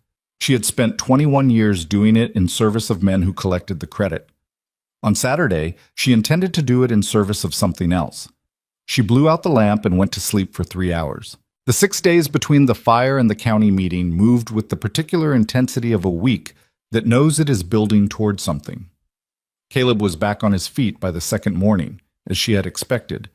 He had the constitution of a man who didn't permit himself extended inconvenience, with a bruised shoulder and a persistent headache that he declined to mention and that she tracked by the slight tightening around his eyes when the light was strong. She said nothing about it. She simply moved the afternoon planning conversations to the shaded side of the barn without explaining why, and he accepted this without comment, which was the particular language they had developed over weeks of working alongside each other. Tom rode out to 4 other ranches in the county in the first 3 days, not as Eleanor's messenger, she was careful about that, but as a neighbor passing word about the Pruitt documentation and the fraudulent land office complaint.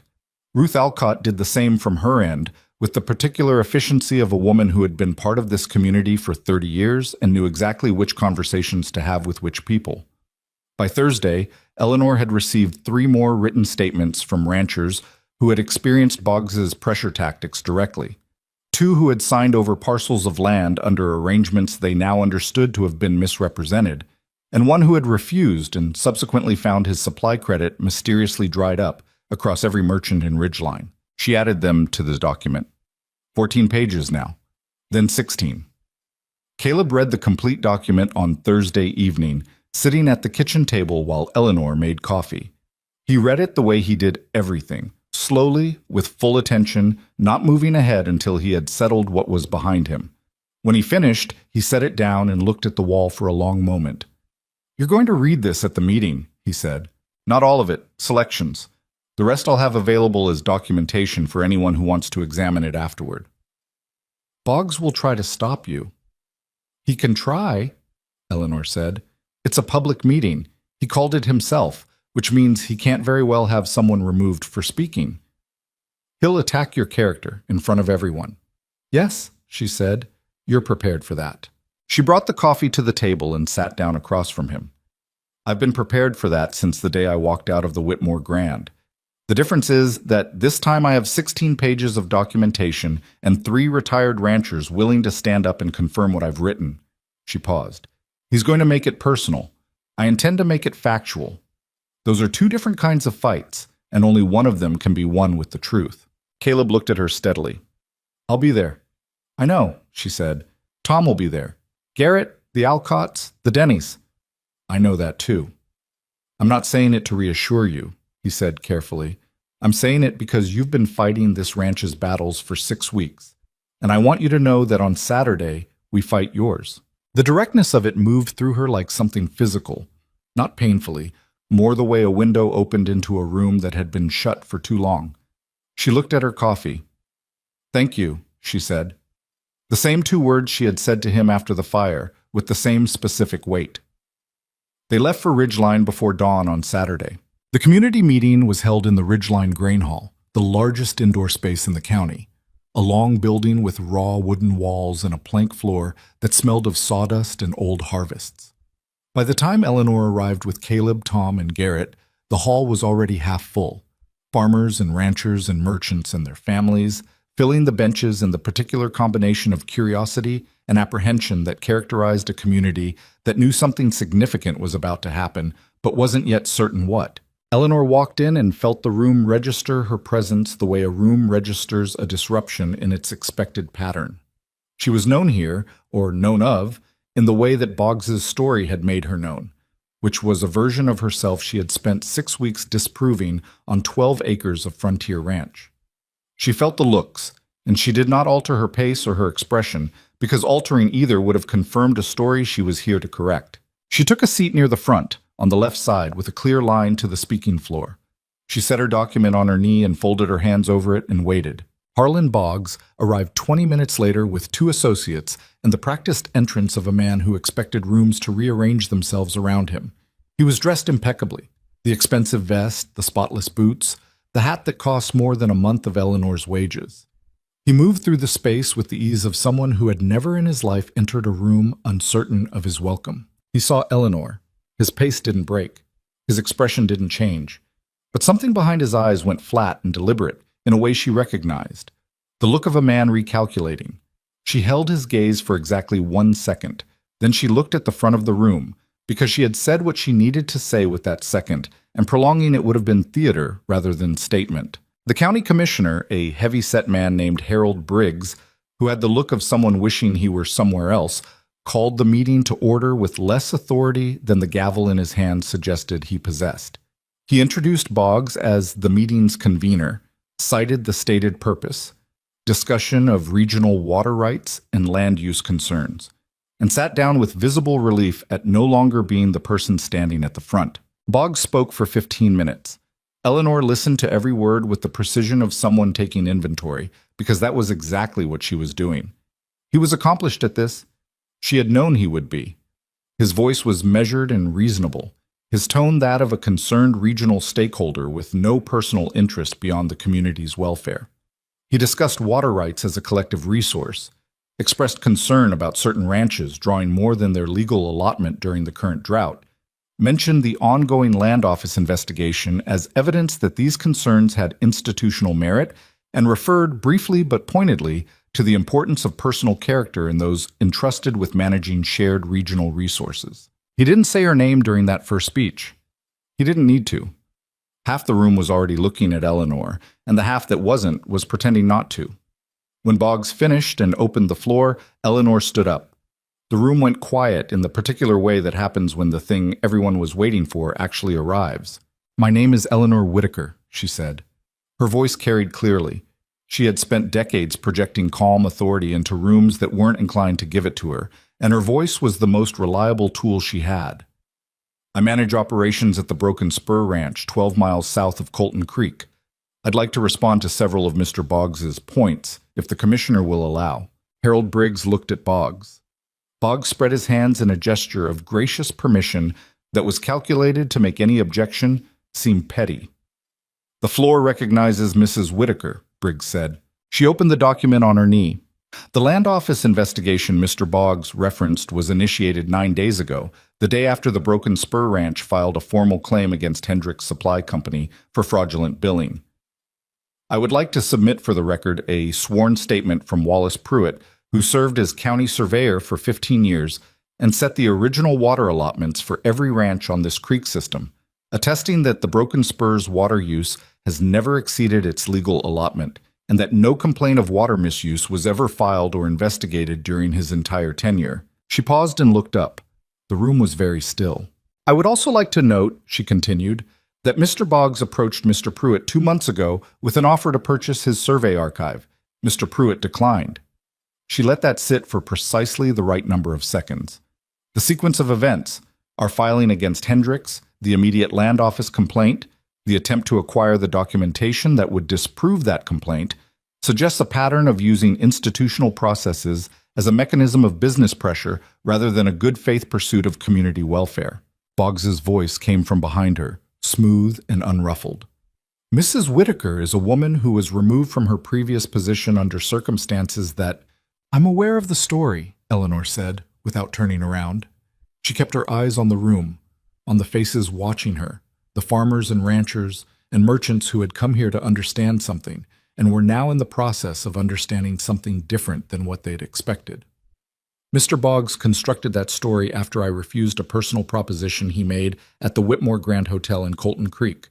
I have no documentation of that refusal because it occurred in private, and I will not ask this room to take my word for it. She paused. What I will ask this room to examine is the documented record, which does not require anyone's word. She turned the page. Hendrick's Supply Company has been double billing the Broken Spur Ranch for 14 months. The discrepancy totals $920. The invoice records and delivery documentation are in this packet, available for examination by anyone in this room. She held it up. Hendrick's Supply Company's owner, Silas Hendricks, has business ties to the Western Continental Railroad that are documented in the county business registry. I did not discover this connection until after I had already identified the billing fraud. I will let the room draw its own conclusion about its significance. A sound moved through the hall, not quite a murmur, more the collective intake of breath that precedes one. Furthermore, Eleanor said, I have received statements from 3 property owners in this county who signed land agreements with Western Continental Railroad representatives under conditions they have now described, in writing, as misrepresentation. Those statements are also in this packet. The Larson family, whose property changed hands last month, is represented among them. Somewhere near the back of the room, a woman made a sound that wasn't quite a word. Eleanor recognized the quality of it, the sound of someone who has been waiting to hear their own experience named out loud. Boggs stood. He was controlled, but something in his control had a different quality now, tighter, less comfortable. Commissioner Briggs, I have to object to this woman being permitted to make unsubstantiated— The statements are signed and dated, Eleanor said clearly, looking at Briggs rather than Boggs. They are substantiated. That is the definition of a sworn statement. She's a disgraced employee with a personal vendetta. I'm a woman with a ledger, Eleanor said, and her voice was so calm and so precise that the room heard the contrast with his clearly. If the ledger is wrong, I invite anyone present to examine it and identify the error. That's all I've asked for since the night I was accused of theft in Colton Creek. The opportunity for someone to look at the actual record rather than the story built around it. Briggs was gripping his gavel without using it. The room had reorganized itself. Eleanor could feel it, the way she could feel the reorganization of a room she was managing, the subtle collective shift of people deciding where they stood. Ruth Alcott stood up from her bench on the right side of the hall. She was a large-framed woman who stood with the settled permanence of someone who had been on the same land for 3 decades and intended to remain. I'd like to say something, she said, in a voice that made the statement a fact rather than a request. Briggs nodded. My ranch draws from the same creek as the Broken Spur, Ruth said.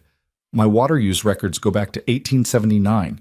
Not once in 15 years have I seen that ranch draw more than its allotment. Not once.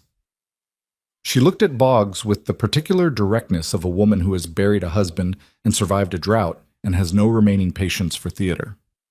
What I have seen in the last 3 months is 3 of my neighbors pressured into deals they didn't fully understand by men representing the Western Continental Railroad. She paused. I've seen it because 2 of those neighbors came to me afterward, embarrassed and frightened and not sure what to do. She sat down with the finality of someone who had said what needed saying. A man near the middle of the room, Eleanor didn't know him, a farmer by the look of his hands, said loudly, The Larsons got 3 months to vacate. 3 months, after 40 years on that land. That's a private business matter, one of Boggs's associates started. It's my neighbor's matter, the farmer said, which makes it my business. The hall had changed. Eleanor could hear it in the quality of the silence between the voices. The shift from uncertain assembly to something more cohesive, the collective movement of people who had individually felt something wrong and were discovering in this room that they were not alone in that feeling. It was a fragile thing, this shift. She had seen it in smaller rooms over smaller stakes, and she knew how quickly it could fragment if the wrong thing was said next. She spoke before the moment could dissolve. "I'm not asking this room to take any action today," she said clearly so that everyone could hear. "I'm not asking for a judgment or a vote. I'm asking for one thing, that the documentation in this packet be placed in a location where any resident of this county can examine it. Not in the land office, which has already demonstrated its susceptibility to outside pressure, but with the county commissioner's office directly as a matter of public record." She turned to look at Harold Briggs, who had the expression of a man who had come to this meeting expecting to watch someone else have a difficult afternoon and was now discovering that he was part of it. "Commissioner Briggs, will you accept this documentation?" Briggs looked at Boggs. Then he looked at the room. The room was looking at him, which was its own kind of answer. "I will," he said. He said it quietly, but he said it. Eleanor walked to the front of the room and placed the 16-page document on the table in front of Harold Briggs. As she set it down, she heard the sound the room made. Not applause, nothing so theatrical as that. Just the collective release of held breath, the sound of a pressure equalized. She turned around. The hall was full of faces she didn't know, people who had come in uncertain and were leaving with the particular expression of those who have been handed information they will spend the next several days reorganizing their understanding around. Tom was standing near the back wall, arms crossed, with an expression she had never seen on him before. Something between pride and the slight discomfort of a man who is revising opinions he has held for some time. Garrett was beside him, looking at the floor, which for Garrett was the equivalent of a standing ovation. Pete, who had ridden in from the ranch to attend, was openly watching Boggs with the unguarded curiosity of a young man watching something he would describe to people for years. Caleb was seated 3 rows back, watching her with the steady attention he had turned on her since a train platform in July. The look that had nothing acquisitive in it, that asked nothing, that simply saw. Boggs had not moved from his position at the side of the room. His associates were talking quietly to him, but he was not looking at them. He was looking at Eleanor, and for the first time since she had known him by reputation and by experience, Harlan Boggs looked like a man standing on ground that had changed underneath him without his permission. She met his eyes. She'd held them for exactly as long as she had held them in the grain hall doorway. 1 second, deliberate and complete. Then she turned and walked to her seat. The meeting did not end dramatically. Harold Briggs, clearly grateful for any procedural handhold, called for a brief recess and then a return to order, during which several more ranchers made statements of varying coherence and emotion. Boggs's associates attempted a rebuttal that focused heavily on Eleanor's dismissal from the Whitmore Grand and found increasingly little purchase with an audience that had just watched her present 16 pages of organized documentation with the composure of someone who had nothing to hide. By 3 in the afternoon, the official business was concluded and the hall was emptying in clusters of 2s and 3s, the conversations that mattered moving into the street and the yard and the long ride home to ranch houses and farmsteads across the county. 3 different people stopped Eleanor before she reached the door. A rancher named Joseph Carver, whose spread was north of the Alcotts, said he had a billing dispute with a vendor he'd never been able to explain and asked if she'd be willing to look at his records. A woman named Dorothea Webb, the wife of a merchant in Ridgeline, said her husband had been pressured by Boggs's men in ways she'd been afraid to say out loud until today, and she squeezed Eleanor's hand with a grip that communicated everything that words hadn't gotten to yet. A young woman barely out of her teens, who gave only her first name, Harriet, said nothing coherent at all, just looked at Eleanor with an expression of such concentrated attention that it wasn't until later, riding home in the wagon, that Eleanor understood what she'd been looking at. She had been looking at a possibility she hadn't known was possible. The ride home was quiet in the way of people who have been in a sustained state of alertness and are beginning to come down from it. The plains ran gold and dry in the late afternoon, the sky above them that same whitish blue that had been building all summer, the heat finally, fractionally, beginning to ease towards something the body could tolerate without effort.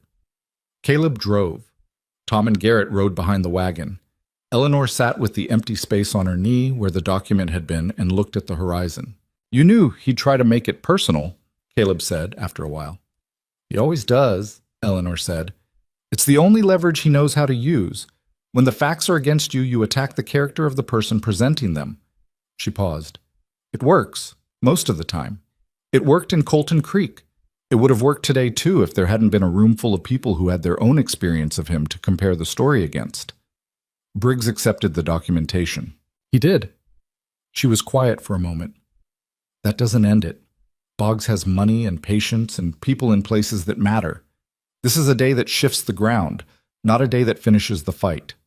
She said it honestly because she had never believed in easy endings and had learned to distrust the comfort of premature relief.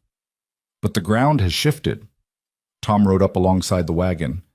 Carver wants to join any action against the land office. I know, Eleanor said. Tell him I'll write to him next week. The Alcott boy, James, says his mother wants a meeting at her place. Says she has more to tell you than she could say in a hall with Boggs's men in the room. Tuesday, Eleanor said. I told her I'd come Tuesday. Tom nodded and fell back. Beside her, Caleb had the expression she had come to associate with him processing something at depth.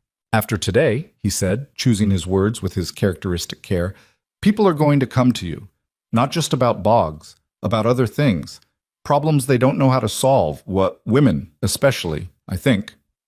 Eleanor looked at him. I'm not telling you what to do with that, he said quickly. I'm saying I've seen it happen when someone breaks something open in a community. People don't just bring the one problem, they bring everything they've been carrying. She looked back at the horizon. The last of the afternoon light was doing something extraordinary to the dry grass, turning it amber, then copper, then a deep gold that made the scorched sections and the surviving sections alike look valuable. The land had been through fire and drought, and a summer that had pressed down on it with extraordinary cruelty, and it was still here. Different, maybe. Changed in ways that wouldn't entirely heal, but still here, and in the low gold light, still beautiful. I know, she said. It was the answer to several questions he hadn't asked, and she knew he understood that. They reached the broken spur as the last light left the sky. The cattle were quiet in the south pasture. The barn stood solid and untouched. The east pond, still holding its 14,000 gallons, caught the first stars.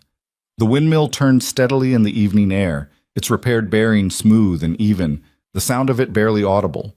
The sound of a thing working correctly, which was, Eleanor had always thought, the most satisfying sound in the world. She climbed down from the wagon and stood in the yard for a moment before going inside. The night air was cooler than it had been in weeks. Not cold, not yet, but carrying the first hint of eventual autumn in its undertone. The smell of the land after fire and drought had its own particular quality, something between char and earth and the persistent green of things that refused to die. She was 52 years old. She was standing in a ranch yard in Kansas with soot on her coat and 16 pages of documentation just filed as public record, and a room full of people who had, today, seen her clearly for the first time. She had 43 cents to her name when she arrived here, and what she had now was not money, not yet, but something that money, at its best, was only ever a proxy for. Standing. Her own, earned, documented, undeniable standing, not borrowed from someone else's enterprise, not invisible in someone else's success, but built from her own two hands and her own 21 years of knowledge and her own refusal, on a sweltering train platform in July, to disappear quietly. She heard the screen door open behind her and knew, without turning, that it was Caleb, come to stand in the yard the way he did sometimes in the evenings, looking at his property with the uncomplicated appreciation of a man who understood what he had. Garrett's asking about supper, he said. There's a pot of beans from this morning, Eleanor said. Tell him it'll be 20 minutes. She went inside. She lit the lamp. She put the beans on to heat and sliced the bread and set the table with the straightforward competence of a woman who did not need grand moments when the ordinary ones were available. But somewhere in the stack of account ledgers at the end of the table, placed there by her own hand, was a blank journal she had bought in Ridgeline 3 weeks ago. She had known, even then, that she was going to need it eventually. She had begun to understand, in a way she was only starting to articulate even to herself, that what she had done for the broken spur, the systems, the documentation, the organized knowledge of how a working operation survived, was not specific to this ranch. It was not even specific to ranches. It was specific to women who knew things that no one had thought to ask them. Harriet's face in the grain haul, Dorothea Webb's grip on her hand, Ruth Alcott's voice, steady and clear in the silence.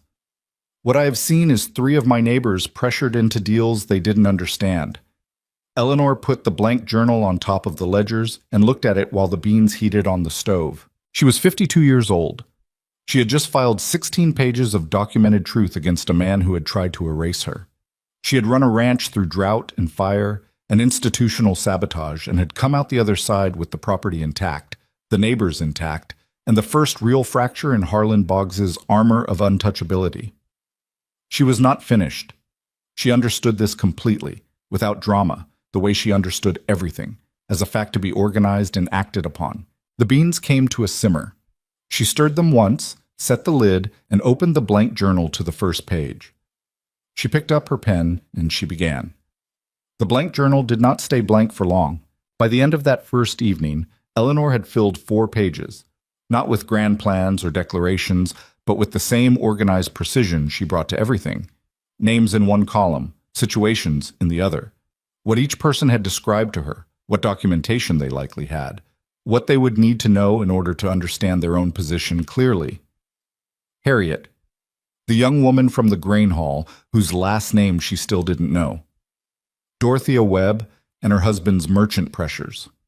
The Larson family, who had vacated their property and were somewhere she hadn't yet located. 3 other women mentioned in passing by Ruth Alcott, widows, daughters of ranchers, women managing operations that didn't belong to them on paper and never would. It was not, at this stage, anything as formal as a plan. It was more the way a foundation looks before the walls go up, recognizable only to someone who already knows what the finished structure is supposed to be.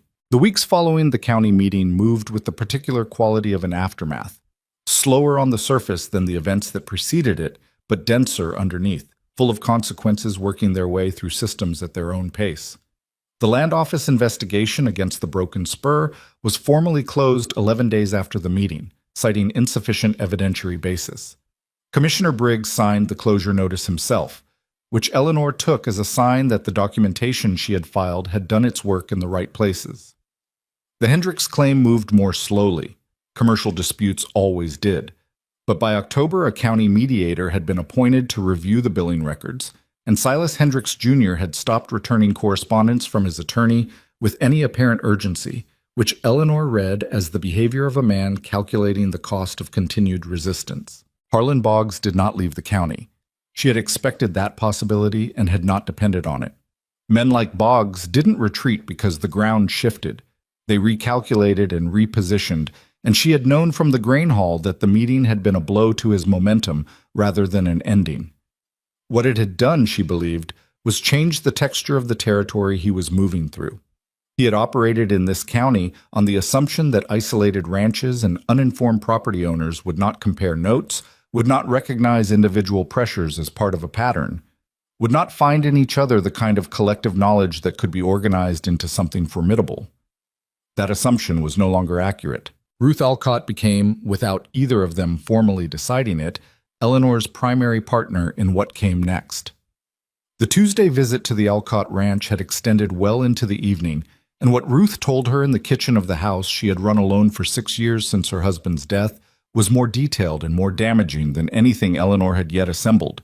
Ruth had been watching Boggs's operation since its first arrival in the county, had been collecting her own information with the methodical patience of a woman who knew that observation was the one resource that couldn't be taken from her, and had been waiting, with a frustration she expressed clearly and with considerable vocabulary, for someone who would know what to do with what she had gathered. "I've been keeping records since February," Ruth said, pushing a stack of papers across the kitchen table. "I just didn't know where to send them." Eleanor looked at the stack. It was substantial and organized with a care that suggested Ruth Alcott had a great deal in common with Eleanor Whitaker and had simply never had a comparable arena for it. "Who else knows you've been doing this?" "James knows. Nobody else." Ruth's expression was dry. "People don't generally ask what the widow is keeping track of."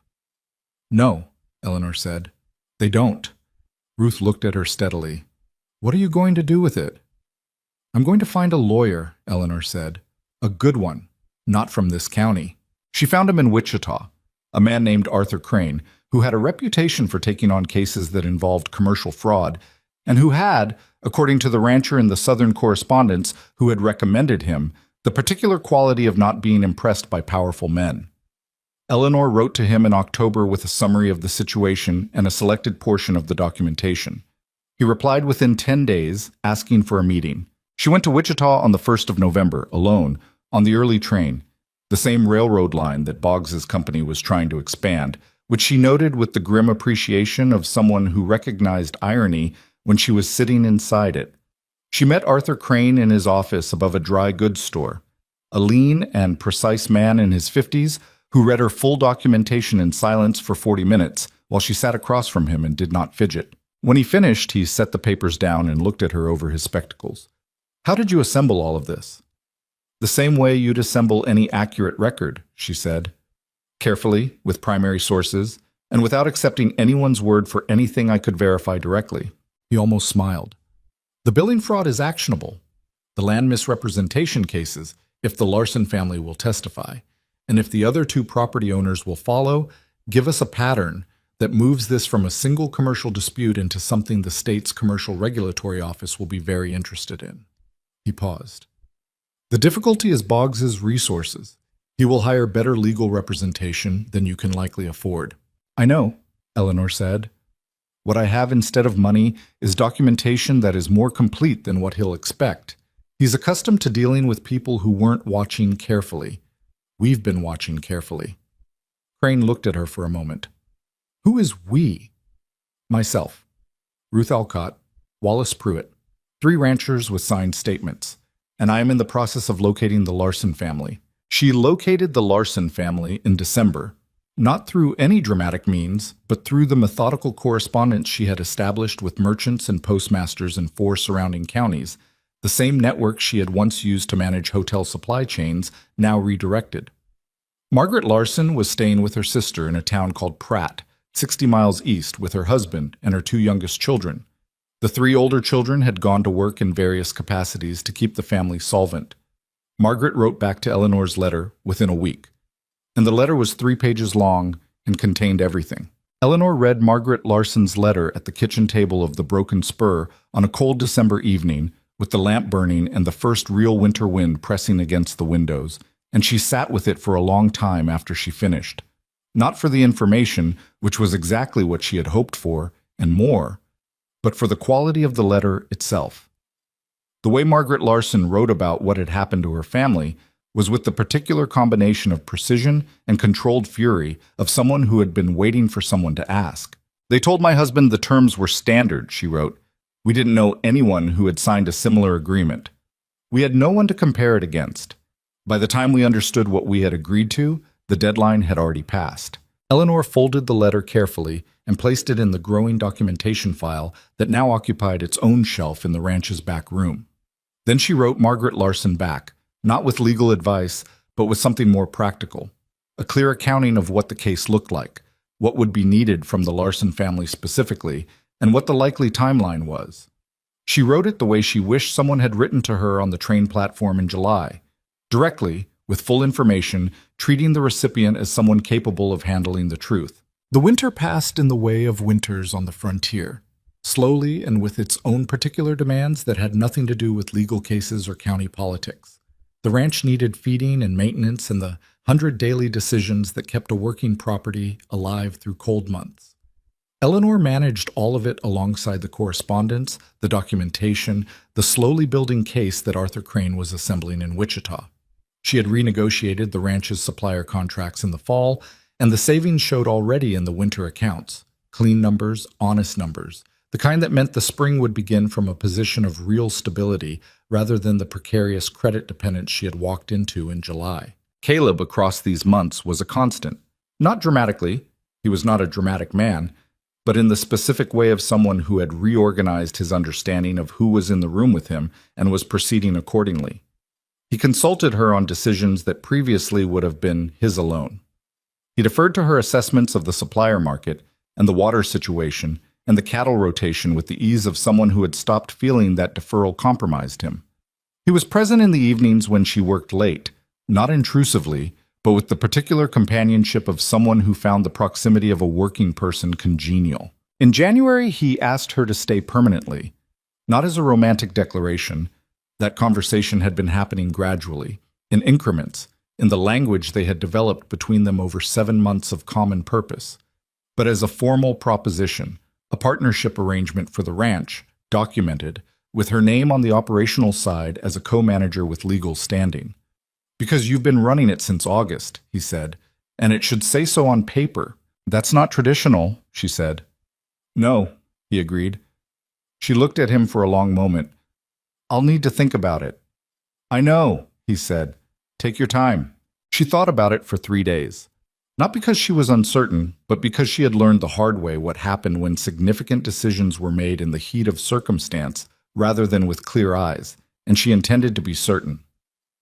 On the 4th day, she said yes, and they shook hands over the kitchen table like two people who had been business partners for months, and were only now getting the formality right, which was, she thought, exactly what they were. The legal proceedings against Harlan Boggs and the Western Continental Railroad formally opened in March of the following year, filed in the State Commercial Court in Wichita by Arthur Crane on behalf of 5 plaintiffs, the Broken Spur Ranch, the Alcott operation, Joseph Carver, and the Larson family, with a 5th plaintiff who came forward in February, a rancher named Samuel Drury who had been pressured into selling a water rights easement under terms he had not understood. The charges encompassed commercial fraud, misrepresentation in land and water rights transactions, and collusion with county officials. The last charge referencing a clerk at the land office who had, under questioning from the county commissioner, admitted to receiving payment from a Western Continental associate for expediting certain complaints. Boggs hired, as Arthur Crane had predicted, excellent legal representation. The case was not quick. It moved through the spring and into the summer of the following year. A full year after Eleanor had arrived at the Broken Spur with 43 cents in a carpet bag, with the grinding patience of formal legal process.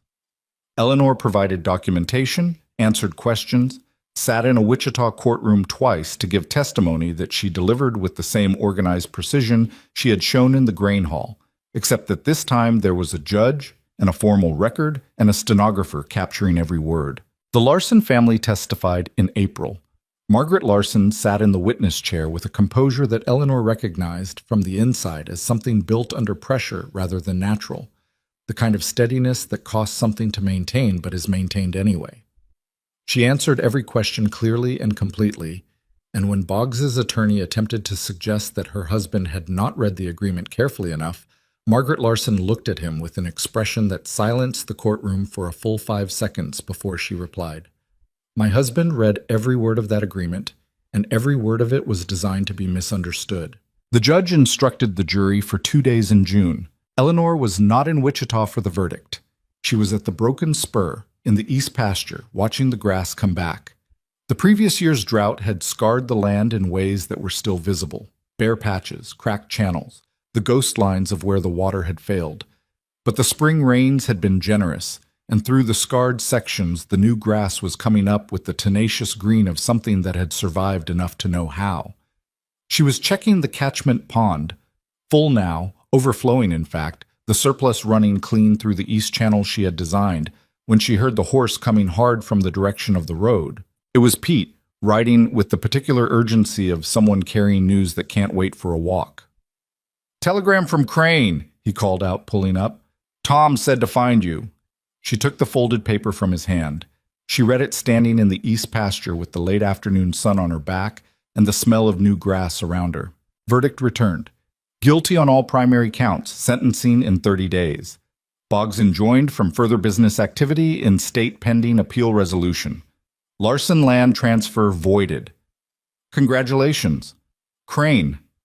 She read it twice. Then she folded it carefully along its original creases and put it in her coat pocket. Pete was watching her with barely contained excitement. "Well?" "We won," she said simply. He let out a sound that was half shout and half something less dignified, wheeled his horse, and galloped back toward the barn to tell the others. Eleanor watched him go with something moving through her chest that she allowed herself to feel fully, without qualification or rush. Harlan Boggs was convicted 3 months later on the full charges. The sentencing included fines that would take years to satisfy and a period of confinement that effectively ended his role in the Western Continental Railroad's regional operations. The railroad company itself, under pressure from the State Commercial Regulatory Office and the attendant publicity of the trial, quietly restructured its land acquisition practices and replaced two senior executives. The land office clerk who had accepted payment was removed from his position. The Larson family's property transfer was formally voided by court order, which meant in practice that the land could not simply be returned. Boggs had already sold portions of it. But the financial settlement that accompanied the voiding allowed Frank and Margaret Larson to purchase a comparable property 2 counties west and begin again. Eleanor attended the Larson family's first harvest celebration on their new property in October. She sat at a long table in a field at sunset, surrounded by the Larson family and their neighbors, eating food that tasted of genuine relief, listening to Frank Larson make a toast that wandered through several topics before arriving, with a directness that clearly cost him some pride, and that she respected for exactly that reason, at the thing he most wanted to say. "There's a woman at this table," he said, looking at Eleanor, "who put our story in a document and made sure someone with the authority to act on it actually read it. I don't have the right words for what that means to this family." He stopped. His wife put her hand over his on the table. "So, I'll just say thank you, and I'll say it in front of witnesses, so there's a record." The table laughed and Eleanor smiled, genuinely, without the calibrated warmth she had deployed for hotel guests for 21 years, but something less managed and more real. "There's a record," she confirmed. It was at this table, watching the Larson children run in the harvest field in the last of the October light, that Eleanor understood something she had been approaching for months from different angles. She had won a legal case. She had saved a ranch and then helped save several others. She had exposed a fraudulent scheme and put its architect in front of a jury of his peers. These were not small things. But what she was looking at in the Larson field was not the end of something. It was the evidence that something else was possible. Margaret Larson, across the table, was talking to a young woman Eleanor hadn't met before, one of the neighboring farm wives, 20 or so years old, with the specific look of someone whose questions have never been taken seriously by anyone with the knowledge to answer them.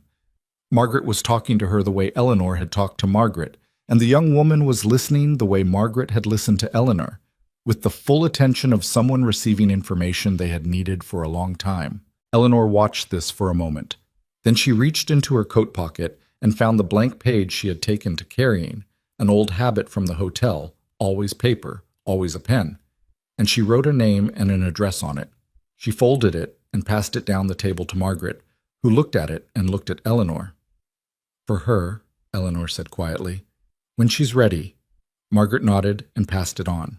The Frontier Women's Resource Association, which was not what Eleanor originally called it, because she did not name it anything at all for the first 6 months, preferring to let the thing be what it was before deciding what to call it, began in the back room of the Broken Spur Ranch in the winter following Boggs's conviction.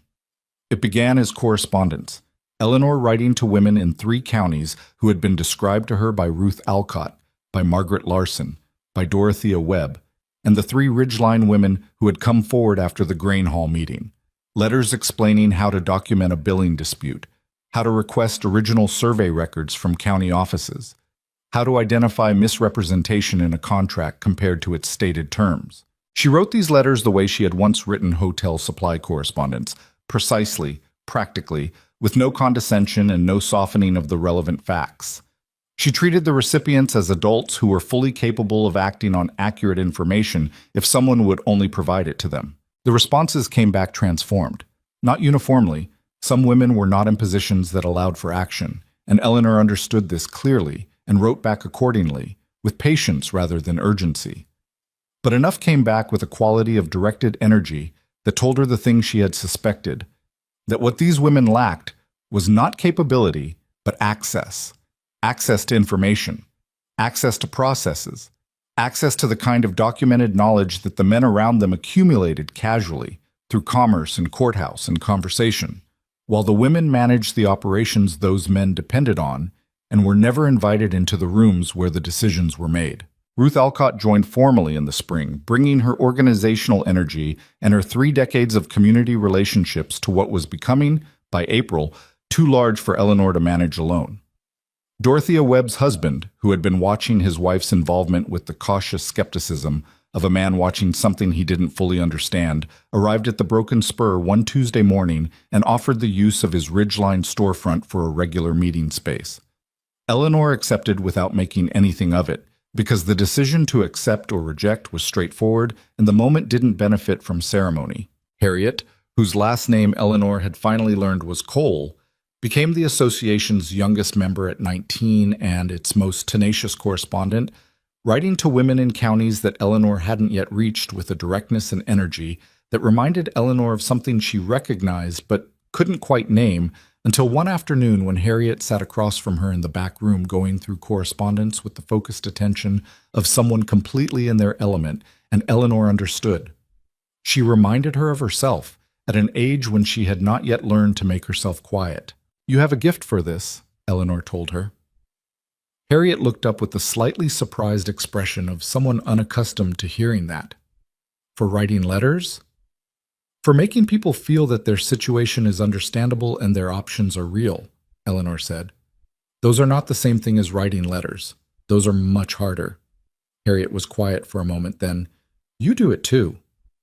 "I learned to," Eleanor said. "You already know how."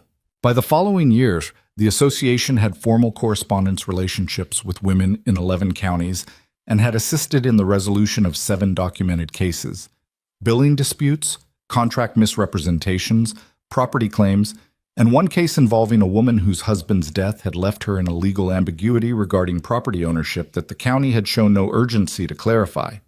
That case had required a second letter to Arthur Crane, who by this point had developed a working relationship with Eleanor that operated on the practical basis of mutual respect and shared irritation at the same categories of injustice. The ranch continued alongside all of it, because the ranch was where it had started, and where Eleanor's particular competence had first found room to operate. The accounts were clean, the supplier relationships were honest, the cattle were healthy, and the East Pasture Pond had become, in its second full year of operation, the kind of infrastructure that simply existed as part of the property's character, obvious in retrospect, invisible to anyone who hadn't watched it being argued for and dug out of reluctant earth in a heat wave by a woman who had been on the property for 3 weeks. Caleb, who had watched all of it from the useful distance of a man who understood the difference between partnership and interference, said to her one evening in the second autumn, standing on the porch in the early dark with the smell of turned earth from the south pasture and the first cool of a season that was coming in gently this year, "You're going to need more than a back room soon." "I know," Eleanor said. "I've been thinking about the old equipment shed. It's solid, but we don't use it for equipment anymore." She looked at him sideways. "You'd give over your equipment shed." "It's a better use," he said simply. She looked out at the dark plains for a moment. The windmill turned steadily in the night air, its sound the particular clean rhythm of a thing repaired and running true. The cattle were quiet. The stars above the Kansas plain were extraordinary, the kind of sky that only existed at this distance from cities and complications, a sky that made the scale of things legible in a way that was, depending on your circumstances, either humbling or clarifying. For Eleanor, standing in the yard of a ranch she had arrived at with 43 cents and no expectation of being seen, it was clarifying. "All right," she said, "the equipment shed." He almost smiled, and she almost smiled back. And the night held them both in the easy way of people who have built something together over enough time that the building itself has become the fact of the matter, more real and more solid than any single moment that went into it. 3 years after Eleanor Whitaker had sat on a train platform in the July heat of 1894 and looked at 43 cents in her palm and tried to think clearly, the Frontier Women's Resource Association held its first formal assembly in Ridgeline. The converted equipment shed had become, by then, too small for the occasion, and the meeting was held instead in the grain hall, the same building where Eleanor had stood with 16 pages of documentation and made Harlan Boggs's version of the facts compete with the actual record. The hall was full, women from 14 counties, some of whom had traveled 2 days to attend. Ruth Alcott in the front row, looking like a woman who has arrived exactly where she intended to be. Margaret Larson, who had written to Eleanor the previous month to say that her daughter, 16 years old and already asking questions about land law, wanted to correspond with Harriet Cole. Harriet herself, now 22, running the correspondence operations of the association with an organized precision that had made Eleanor simultaneously proud and quietly obsolete in that particular role, which was exactly what she had hoped for. Dorothea Webb's husband, who now openly described himself to anyone who asked as a supporter of the association, had arranged for the hall's use. Wallace Pruitt, who had driven in from his document-surrounded house in Ridgeline, sat near the back with the expression of a man who had made one correct decision and was pleased to see its consequences. Eleanor stood at the front of the hall and looked out at the assembled room, and the room looked back at her, and for a moment she did not speak. Not from hesitation, but from the particular kind of stillness that comes when you find yourself inside a thing you built, looking at its full dimensions for the first time. "I want to begin," she said, "with something practical." The room settled. Every woman in this hall has managed something, a household, a ranch, a business, a family's legal and financial situation, that someone else would have received credit for. That is not a complaint. It is a fact, and facts are where we begin. She looked across the rows of faces, young and old, weathered and smooth, with the specific mixture of tiredness and attention that characterized people who had come a long way for something they believed mattered. What this association exists to do is very simple. It takes the knowledge you already have and connects it to the processes that can make it actionable. It puts your name on the work you have already done. She paused. "I was 52 years old when I arrived in this county with nothing except what I knew," she said.